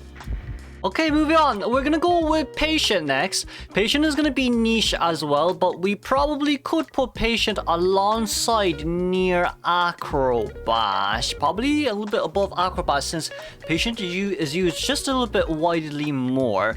What does Patient have? Patient has very strong solo containment. So what does this mean? Patient has 3 hooks, in which allows him to, you know, pull distance away from the hunter, hook upstairs, or even like pull really good distances from 2-story areas away from the hunter, such as maybe factory in Leo's, or even just anywhere in Chinatown, or even Lakeside, or even Moonlit. Just big maps overall. Like big maps, small maps, it works really well for Patience, but the bigger the map is, the better it is for Patient when it comes to solo containment. Now, Patient is quite high on the list, but that's also because Patient is like a sub-rescuer, main container type of character. What does this mean? Most people may ask. Patient is good when it comes to rescuing, a little bit similar to Toy Merchant, but has a better containability compared to Toy Merchant. Patient also can, you know, prevent himself, he can use his items a little bit easier than Mercenary. For Mercenary, you have to be near walls to use your elbow pads, but for Patient, you can just hook on towards walls. So even if you're in an open area, you can, by technicality, just hook on towards the nearby walls and, you know, pull distance away from the hunter. So Patient is a little bit more flexible compared to Mercenary, but I do think it's a little bit harder to pull off, because sometimes the hunter can actually body block your way. As the, you know, as the Patient, you're gonna get hit on towards the hunter if there's an obstacle in front of you. It basically cancels your flight, and you're gonna get hit from the hunter. So that's one thing to be careful about compared to Mark, but at least on Patient's side, you still do need to learn off a few, you know, hook spots. But you know, once you learn off these hook spots, it's really not too hard to do them again. But I guess also for Patient, as a solo container, he has 3 hooks. Each hook is 10 seconds, but right after he uses his hook, he gains like a good enough distance away from the hunter. I'd say like around 10 meters. So it'd still take the hunter around 2 to 3 seconds to catch up towards them anyways. If it's like, you know, a fast moving chase hunter, he's able to go through high walls. He's gonna able to vault through high walls, high windows, in which it needs to take the hunter a little bit of a longer time to, you know, rotate towards the Patient. He's able to perform really good rescues, such as being a little bit further away from the area and then hooking into rescue. That could potentially work if you're at a really good area, but of course in bad areas, maybe Mercenary would be a much more optimal choice. But usually Patient as a rescuer, it's a little bit similar to Toy Merchant. It's kind of hard for you to stuff a Patient rescue compared to, you know, everyone else's. Now, I'm not saying it's completely impossible to stuff. You could say, you know, Bonbon and Sculptor can, you know, do their thing, but like in general, I would probably say, you know, it's a little bit hard. It's a little bit hard, especially with the fact that you're immediately near the chair. It is still a little bit hard for you to be pulled that off. But, you know, yeah, for Patient, really, he shines when it comes to solo containment. He shines when it comes to rescuing. And I guess his solo containment is actually just a tad bit too strong. Well, it's very strong, of course. But some people may say Geisha counters Patient. And some people may say BQ counters Patient. Some people may say, you know, Animal with Flight or Fast Dash cancels Patient. But in all honesty, right, in a nutshell, as like Patient can Taikai Geisha, Patient can Taikai BQ. Once they use their items, Patient can pull distance immediately with the hook. That's kind of the whole counter argument about that. Now, I definitely won't disagree if people are saying, hey, look, Patient pulls the hook first and then Geisha or BQ uses their item. Fair enough. But the higher tier you go, the lower the chances of that happening are. Most of the time, Survivor only uses items when the hunter uses theirs first, when the hunter uses their abilities first. Why is that, most of you may ask? The reason for that really is because of the fact that a lot of, like, when it comes to palette mind game, the survivor always has an upper hand when it comes to these. Survivors will always have an upper hand when it comes to palette mind games. Just because of the fact that, like, you know, hiding behind pallets, and like you're gonna be able to see, like, if the hunter performs a basic attack and they don't walk forward, you know that they're not gonna walk through with that attack. If the hunter moves forward and they perform basic attack, you know that you can put the pallet down. It's really, really, really hard for, you know, survivors to mess up palette mind games that often, but usually, you know, survivors does have an upper hand. Now, I'm not saying hunters can do it, but usually survivors have the upper hand, not the hunters, sadly, because, you know, there's just a lot of mix and matches when it comes to mind games on LOL, but it is what it is, really. But back to Patient. As long as Patient can play his, you know, palette mind games properly, and then when the moment the hunter uses an item, the Patient uses his item and starts pulling distance. TLDR, that's how it usually works out. But yeah, that's that for Patient. Really good container and really good rescuer. The next is Weeping Clown. Weeping Clown will be a part of solo ranking here as well. We probably could put Weeping Clown somewhere along the lines of here. Weeping Clown is a very strong solo container. When you play Weeping Clown in rank, you most likely will be able to bring Titan with Weeping Clown. For Clown himself, he didn't really get any buffs or nerfs, so he's kind of staying at where he is, where I placed him 2 seasons ago. But overall, I guess for Weeping Clown, his solo containment is great. So even if you're first hit, you should at least guarantee a 60-second Kai. As long as you use all your 3 rockets, that's really what it matters.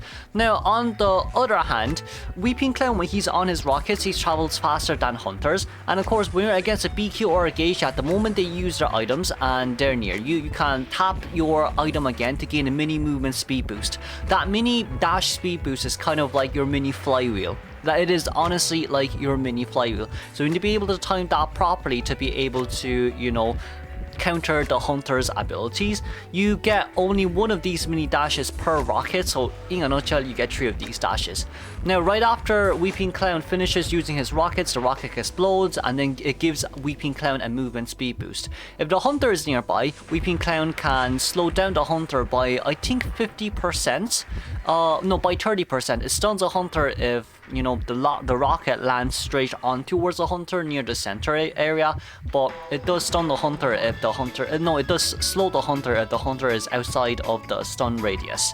But of course, for Weeping Clown, you definitely could use his rocket and allow your survivors to, you know, contain a little bit longer, whether it comes to mid-kite harass, such as, you know, the survivor is kiting and you're using a rocket, you're throwing it towards the hunter to either stun them or slow them down. Those 1 or 2 seconds is going to be quite, you know, necessary for your survivors to contain just that tad little bit longer. Now, I'm not saying this isn't a risky move, but if you're able to pull it off, you're still going to be able to buy a little bit more time for your survivors to decode.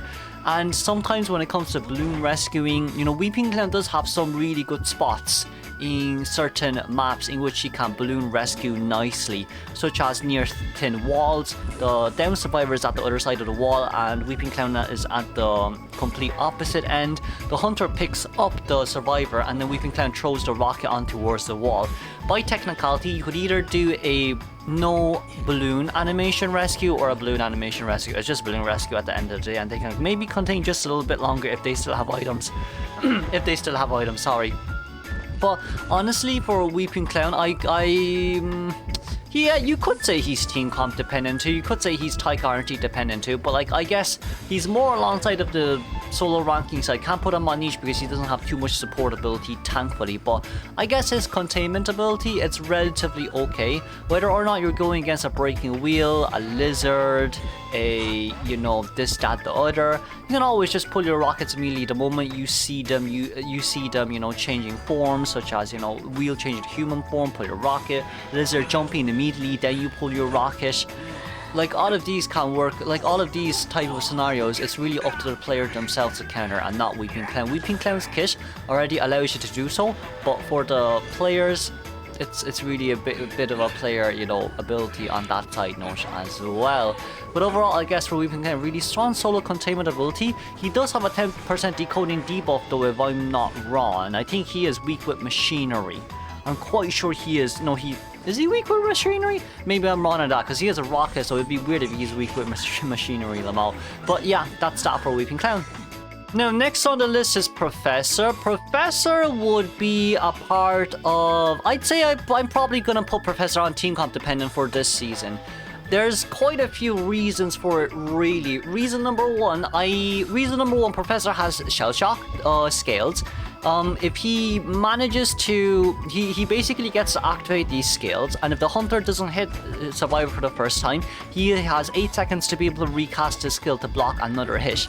If the Professor successfully blocks the hit, it's a 70-second cooldown. If the Professor doesn't successfully block a hit, it's reduced to half. It's a 35-second cooldown, if I'm not wrong. Now, due to this fact, right, so Professor is not as strong as a container compared to Perfumer, not as strong as a container compared to Magician, because we're going to use those two as your primary examples, just because of the fact that it's very easy to bait these items out from Professor. If we compare it to, like, you know, Perfumer and Magician, at least Magician gets a movement speed boost and he's invisible for 1 second. At least Perfumer still can, you know, go back towards the perfume within 5 seconds, and she can still contain even longer compared to Professor if he actually misses his scales. Now, Professor did receive a nerf before, in which his mini shell shocks, which are deployed on the ground at the beginning of the map, has been reduced from 3 to 1. Why might this be a devastating thing? This is a devastating thing because I definitely would have moved him up around solo ranking or even niche if he still had 3 scales on the ground. These scales now being reduced to 1 simply means that your survivors aren't able to block a hit from the hunter.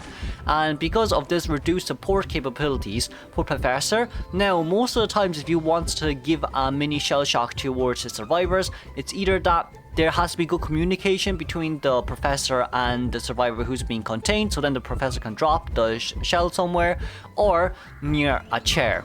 Those are the only 2 possible scenarios there for Professor.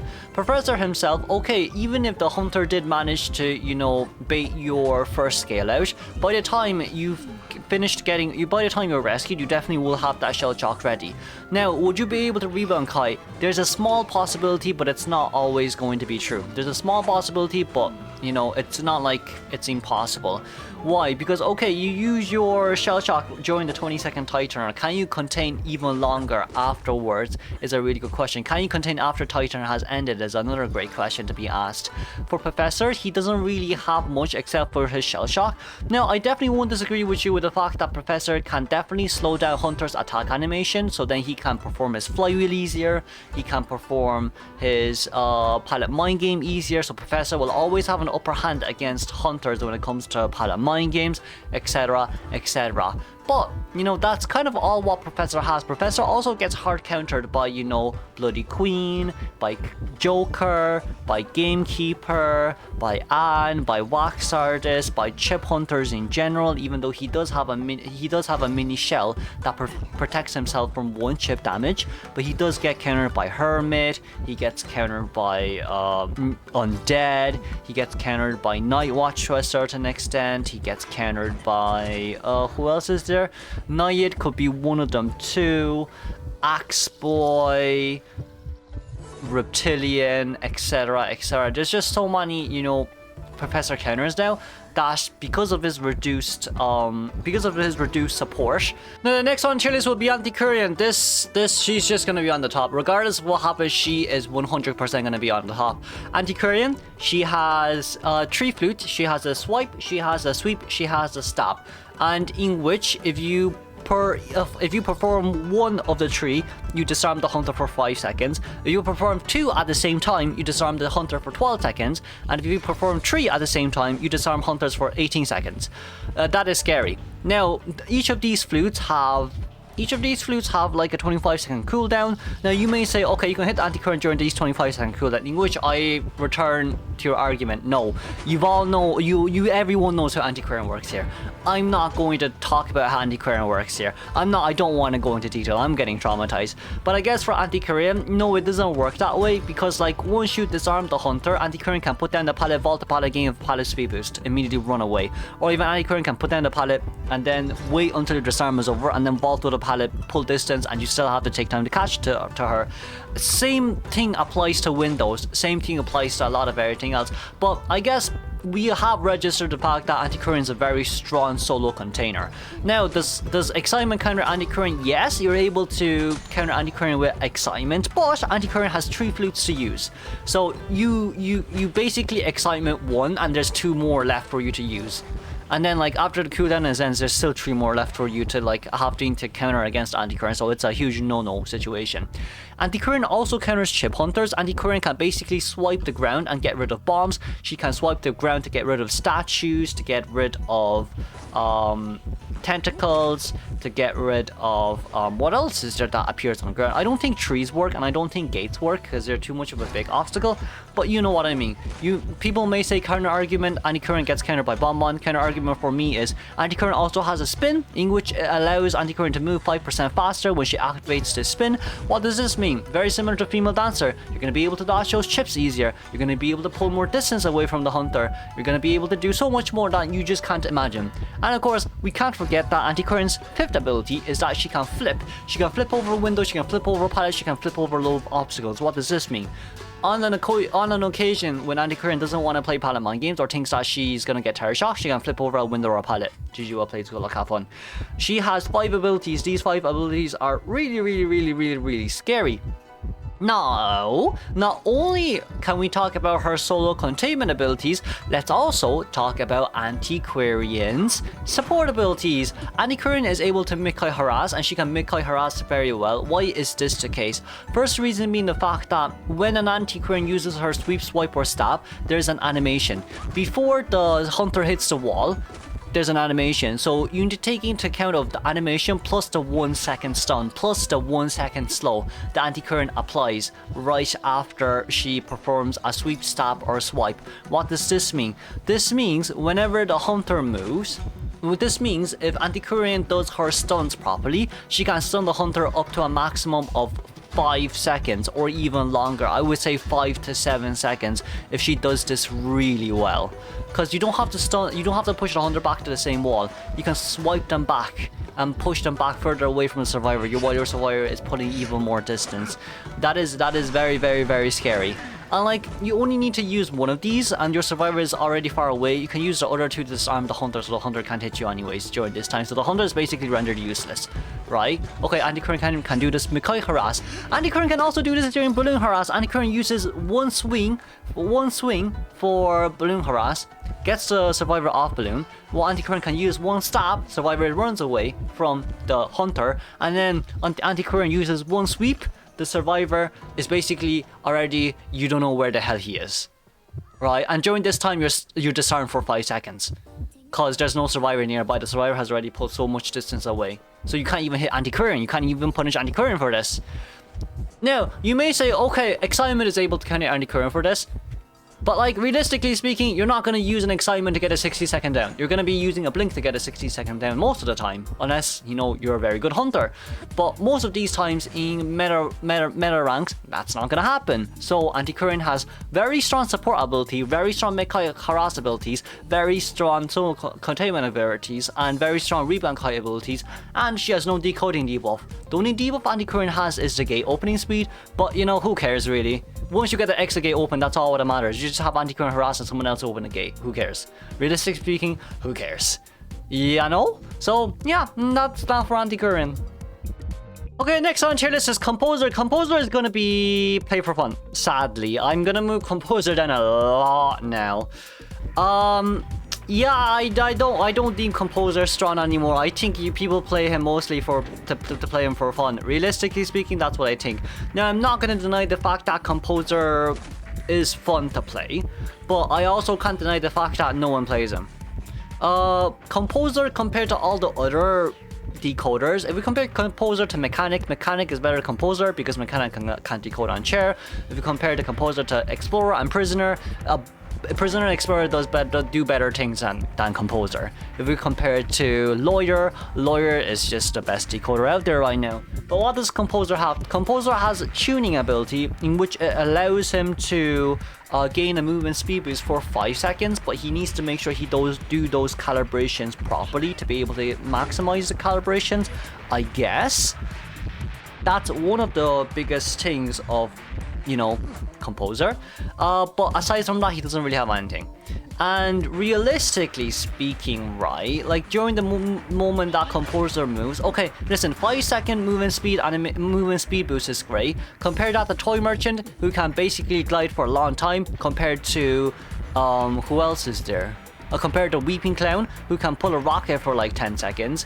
Yeah, that's not good. Why don't you just play the other two instead, and they contain even better than you? And I guess really it's just early game Composer. Yeah, you're able to pull distance, okay, but aside from that, what can you do? Nothing much. Realistically speaking, nothing much. Now, the counter argument to what my argument 2-3 seasons ago was, look, Composer has movement speed boost, Composer can contain, right? But this season, Lawyer can contain, Prisoner can contain, Explorer can contain. Prisoner got buffed, Lawyer got buffed, Explorer got buffed. Composer just remains there. Composer actually just remains there. And current day meta is fast chase type hunters. Right, fast chase type hunters. Metas before were like chip hunters, slow hunters like Clerk, Bonbon, Gala, etc. before, right? Now the meta is changing. It's currently all fast chase hunters. You've Gamekeeper, you've Lizard, you've Geisha, you've Nightwatch, Opera Singer, etc, right? So then, like, for Composer, just with that movement speed boost, I don't think it's enough for you to be able to contain for such a long time. Sadly, I genuinely don't think that just with the movement speed boost you're going to be able to contain for a long time. Therefore, Composer will be a part of Play It for Fun. And I also don't actually see him in rank anymore. I actually don't ever see him in rank anymore. I see Lawyers, I see Prisoners, but next on the tier list is going to be Journalist. I'm going to put Journalist on tie guarantee. Journalist is more of a tie guarantee survivor now because of her recent buffs. Journalist solo containment basically has went up by like a lot. So what was Journalist? In a nutshell, what was Journalist buff? Journalist is now able to put down his little Orphe and make it walk in a straight line, so that's really good for body buff potential, or even just putting distance away from hunters.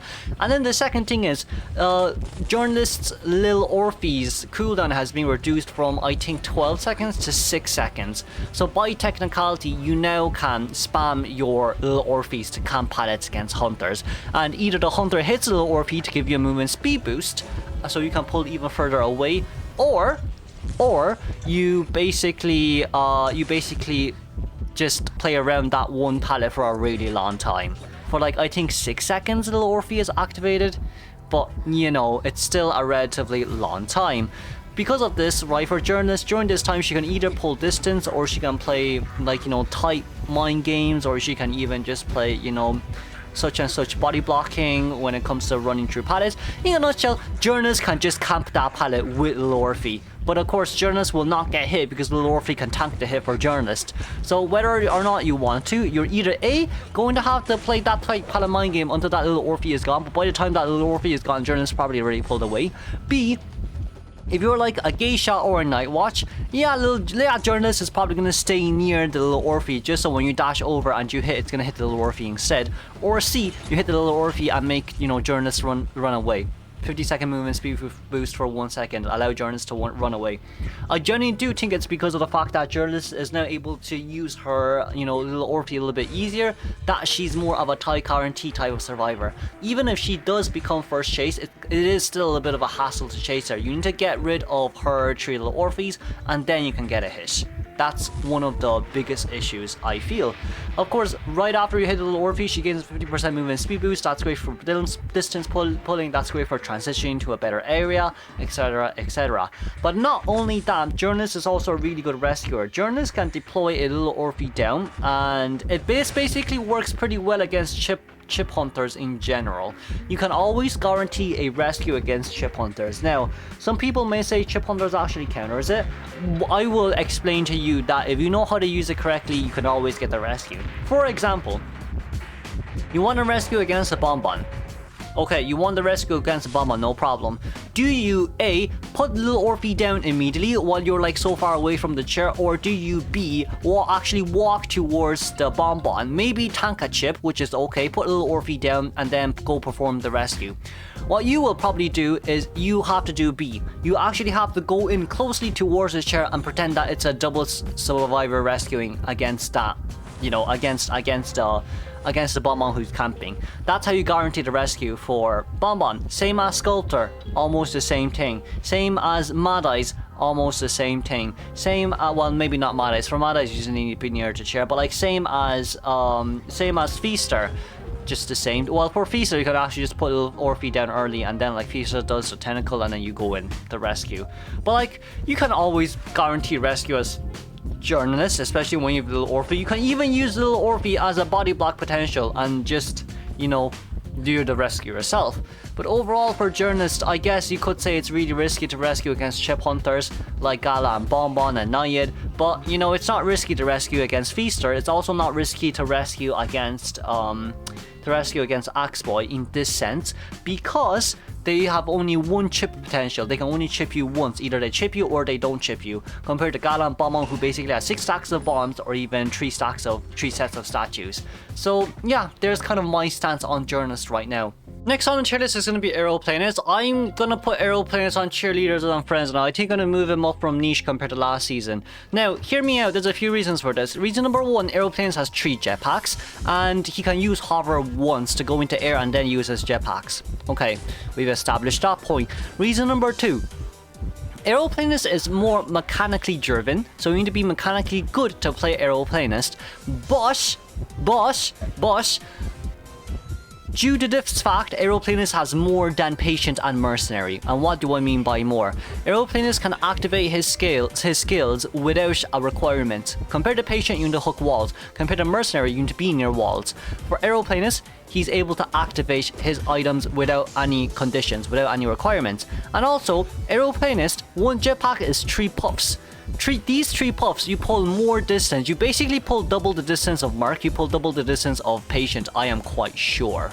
Or maybe you pull the same distance, but, you know, actually no, Aeroplanist does pull more distance. Yeah, Aeroplanist does pull more distance. Aeroplanist pulls more distance compared to, you know, Merc and Patient. And I think he pulls even more distance when he's on air as well. But like, with this in mind, you can use his jetpack as a type of flywheel. You could use his jetpack as a type of going to rescue against chip hunters like Nayid, like Axeboy, like Gala, like Bonbon, etc, etc. So what does Aeroplanist have? Aeroplanist has items in which it gives them a really good containment ability. Aeroplanist also has items in which it allows them to use it without condition. Aeroplanist has 3 items, and its items is very similar to Patient and Mercenary, but I am quite sure Aeroplanist item pulls more distance compared to Mercy and Patient. I am quite sure that, you know, Aeroplanist does pull more distance. It's either the same distance or more distance, but when he's on hover mode, he definitely pulls way more distance compared to the other 2. Now, with that in mind, Aeroplanist also has hover. Hover allows him to dash up towards the air. This basically can be used as flywheel as well. You know, trying to dodge hunters' hits, it can be used as flywheel as well if you think you're actually gonna get hit and your hover isn't gonna make it on time. You can use it as flywheel as well. Okay, so we've established that point. Now, Aeroplanist has a 3% decoding boost. This 3% decoding boost comes in quite nicely. because a 3% boost is a 3% boost. It's like having a mech on your team, but you're the only one who gets the mech buff.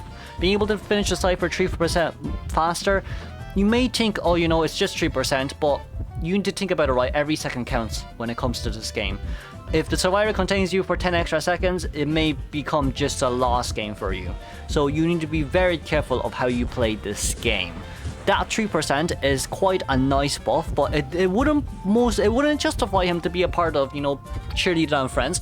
That 3% buff most likely will put him on niche. But why is he on Cheerleaders and Friends? His solo containment is great, his rescue is great, but also his body blocking is great. He pulls down pallets 20% faster. When he's on his own, he pulls it down 20% slower than a normal survivor, but when he's with other survivor, he pulls the pallet down faster. With this in mind, Aeroplanist is also a great body blocker. Wow, you can camp pallets for your survivors, but of course when you're on your own, you pull the pallets down just a little bit slower. Okay, now we've known. So what is Aeroplanist? What is bad about Aeroplanist? He basically pulls the pallet down slow if he's the only one near that pallet. But if there's survivors nearby, he pulls the pallet down fast, like 10% faster if I'm not wrong. So yeah, he has quite a lot of things. He has very good solo containment, he's very good rescue capabilities, and he has a 3% decoding buff, so you can finish Cypher machines faster and go to rescue. And he has body block potential, pallet camp potential for survivors. Okay, now most people's current counter argument may be, oh, but look, Professor Aeroplanist, those dashes are easily countered by Geisha and by Geisha. Actually, you know what? His dashes only gets countered by Geisha. You cannot counter as Anne because he'll pull too much distance. You can't counter as Evil Reptilian because the moment Evil Reptilian jumps and comes down, he pulls distance. You cannot counter as BQ, you know why. You cannot counter as Gala, you cannot counter it as Bonbon, cannot counter it as Percy, cannot counter it as... You basically can't counter it as anyone. Maybe Gamekeeper, but even if you hook Aeroplanist, if he still has jetpacks, he just puff away. You know? So like, there's not a lot of counters for Aeroplanist. You could say, yeah, you know what? Actually, you know what? Opera Singer 100% for sure, but Opera's 100% permanently banning rank as well, so good luck with getting Opera out, guys. Hee. But yeah, that's that for Aeroplanist. Now, next on the list, we're gonna have Cheerleader. Cheerleaders is also gonna be a part of Cheerleaders. I was about to say Priestess and Friends. Cheerleader is going to be a part of Cheerleader and Friends, regardless of what happens. Cheerleader does have good solo containment. Her pom-poms comes back quite fast. She can use her pom-poms twice, refresh the items herself, and then pull another, 50% movement speed boost for 4 seconds. No, 80% movement speed boost for 4 seconds, I'm quite sure, right? No, it's probably 50. But then she gets another 4-second debuff with, movement speed, which is fine. Sometimes Cheerleader mains like playing her with Windows Speed Boost, in which they use the Windows Speed Boost first and then use her double pom-pom. Other times, survivors prefer to play her with Flywheel, in which they can use the Flywheel during the time that they have their 4-second debuff of movement speed boost. Regardless of which one you choose, they both fit Cheerleader really well. Okay, next thing about Cheerleader is the fact that her support ability is great. She's able to refresh 20-second cooldown for her survivors. This is very good on Antiquarian, Seer, Mercenary, Aeroplanist, First Officer, Psychologist, Patient, Acrobat, Entomologist, Forward, Batter, Female Dancer, Toy Merchant, Lawyer, Prospector, Cowboy, Cordy only has one gun, Prisoner doesn't matter, Explorer doesn't matter, Perfumer, Gravekeeper, Novelist doesn't matter, Magician, Thief, Weeping Clown, Postman doesn't matter, Enchantress doesn't matter too. Journalist, 6-second cooldown doesn't really need it. Embalmer doesn't really need it. Mindset doesn't really need it. Professor definitely. Well, Professor has a 35-second cooldown, but if you minus 20, it's still pretty nice. But Professor doesn't need it. Little Girl, Gardener doesn't really need it, I think. Painter definitely needs it, and Wildling. Puppeteer doesn't have a cooldown, but like you see, it works with 90% of the survivors. It's so strong. It's actually so strong. If an Acrobat jumps bad, Cheerleader refreshes immediately, and then Acrobat can jump again. Acrobat, all what you need to do is to tap in Help Me, and then Cheerleader refreshes you immediately. Right, that's a very strong thing. So Cheerleader now has two things. First thing is her solo containment is great. Second thing is her global item refresh is absolutely insane, which is why a lot of hunters ban her round 1. well, not round 1. A lot of hunters rather not go against her. Rather ban her round 4, round 5 when you can refresh her. She needs to go. She needs to go. She's absolutely insanely strong. She needs to go when it comes to these support capabilities. But that's not it. That's not it. Cheerleader also has another trait in which she can encourage survivors. She can cheer near survivors, whether it's between walls or you know, with walls or without walls. As long as you're within the radius, you can cheer for your survivors. Now, during this cheer phase, both you and the survivor gets a 5% movement speed boost. What does this mean? You counter chip hunter as well. You can also you also get 5 stacks initially. You can consume these 5 stacks to gain a 1.5% movement speed boost. This is also great if you want to rotate towards a pallet faster. Of course, the debuff to this is you get a 50% movement speed debuff for 0.75 seconds, but this 0.75 second can be used to counter. You can counter this debuff by either vaulting over a window or pulling down a pallet or vaulting over a pallet. Realistically speaking, it's not a debuff. Realistically speaking, it's not a debuff. For God's sake. And not only that, the moment Cheerleader gets 28 stacks of Encourage on the Survivor, Survivor can consume these stacks and use it as a mini tie turner. This is absolutely great when you're trying to prime last cipher machine. You just, keep cheering the Survivor that has the stacks. Once they get to 28 stacks, they can pop the cipher immediately, tank the detention hit, and then consume that 28 stacks and get their bar time once again. This is absolutely insane. This also works like during mid-kite harasses as well. Cheerleader body block, survivor pulse distance. The 5% movement speed boost is just too much, man. Please get rid of that. I'm begging you, NetEast. But like, even if they do get rid of that, she's still part of Cheerleader as friends. Cheerleader just has way too many things. Now, her only debuff is a 10% decoding debuff. But like, if she has a 10% decoding debuff, meanwhile she can extend survivor's containment, have a really good solo containment, and also be able to provide movement speed boost towards the survivors. She's really strong. She is 100% really strong. She's definitely part of Cheerleaders and friends. Now then, last but not least, our new release of this season, Puppeteer. Puppeteer is going to be a part of Cheerleaders and friends as well, lol. Haha, it's not even a joke anymore. Okay, so for Puppeteer, this season we have like 7 meta characters. 7 really meta characters, Lamau. Life is not that joby right now, but 7 of these characters. Okay, what is good about Puppeteer? Puppeteer, god damn it, man. Puppeteer kind of just counters everyone. In a nutshell, Puppeteer counters all type of hunters out there currently, except for Joseph. Joseph counters Puppeteer. Thank God, dear Lord Divine Jesus, thank God. But you know, for Puppeteer can turn into Lewis, in which it consumes 25% of his health in order for him to tank a basic hit. So what does this mean? This means that you need to hit Puppeteer 4 times until Puppeteer actually goes down. Also, for Puppeteer, there is no room for error, because the moment Puppeteer goes into Little Lewis mode, it's an 8-second Little Lewis mode. So it's kind of like saying, I'm a Seer, but I body block for myself, but I'm better than a Perfumer and a Magician combined. In a nutshell. And you know what, even if you fail even if you didn't get, you know, your Little Lewis out immediately, you can still use it again, because the only time when you're not able to activate Little Lewis is when you have taken 75% hit, 75% of your health away. That's the only time you don't get to activate Little Lewis. So in a nutshell, you get to activate Little Lewis 3 times. Okay, this is great. You got to activate Little Lewis 3 times. This is great. So you're able to tank a basic hit in exchange for a chip damage, and you also gain an 8% movement speed boost. So what does Little Lewis gives you? It takes 25% of your health, but it allows you to tank 50%. It allows you to tank a basic hit for 8 seconds, and it also gives you movement speed boost for 8 seconds. This is very good against single hit hunters and chip hunters. In a nutshell, it is really good against single hit hunters and chip hunters. Okay, we've established that point. Second point, when Little Lewis is at full health, he's able to tank a detention hit. So in a nutshell, when you're going for the rescue, you activate Little Lewis. Little Lewis is decreased from 8 to 4 seconds because, you know, you're doing a rescue. That's a recent nerf. But you're still able to tank a detention hit like a mercenary, so who cares? Realistically speaking, who cares? You're able to tank that detention hit unless you're at half health, then you can't tank it. But if you're at 25% health, then you can 100% tank it. So like Puppeteer is kind of like a mercenary now. You can tank the detention hits for a rescue. Woo! Brilliant! Brilliant! You can tank detention hits now. And he doesn't have any decoding debuff. He also doesn't have any decoding debuff. Even if you miss Little Lewis once, you can still spam it again. There's no cooldown on Little Lewis. Take this for an example. You activate Little Lewis, it consumes 25% of your health. Okay, Little Lewis is about to end, and the hunter sees that your Little Lewis ends. The hunter activates his basic attack, but you can activate Little Lewis again. There's no cooldown for it. You can buy technicality spam it.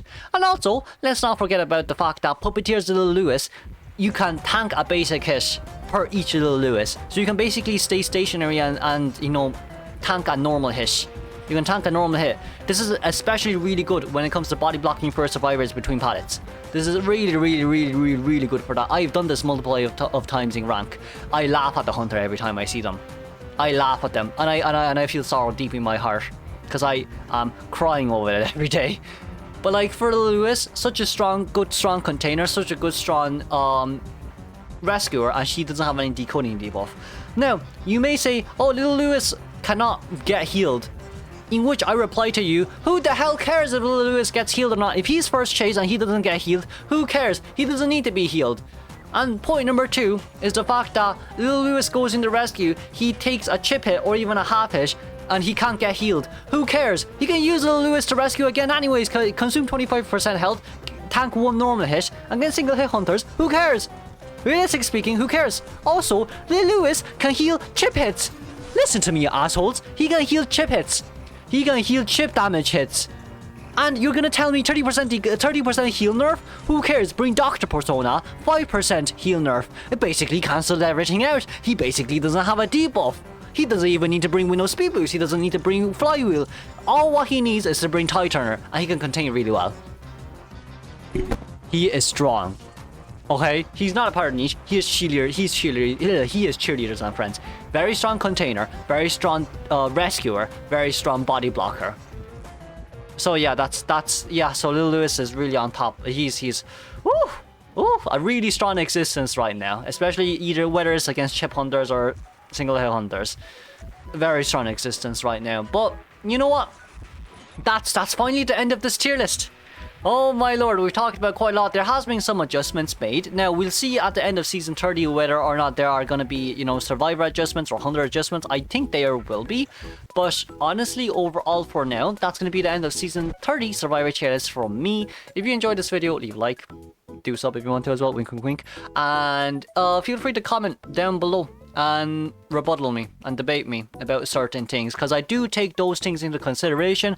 For example, I think I took, who did I take into consideration before? I forgot. I took composers into consideration, I took Wildlings into consideration, but I had a rebuttal. I also took little guys into consideration, but you know, maybe you'll change my mind. Maybe you will change my mind. But that's going to be it for Season 30 Survivor tier list. I will see y'all in Season 31 and in the 100 Marathon for Season 30. Bye bye for now, sugar ones. Bye bye. Have a good day, good night.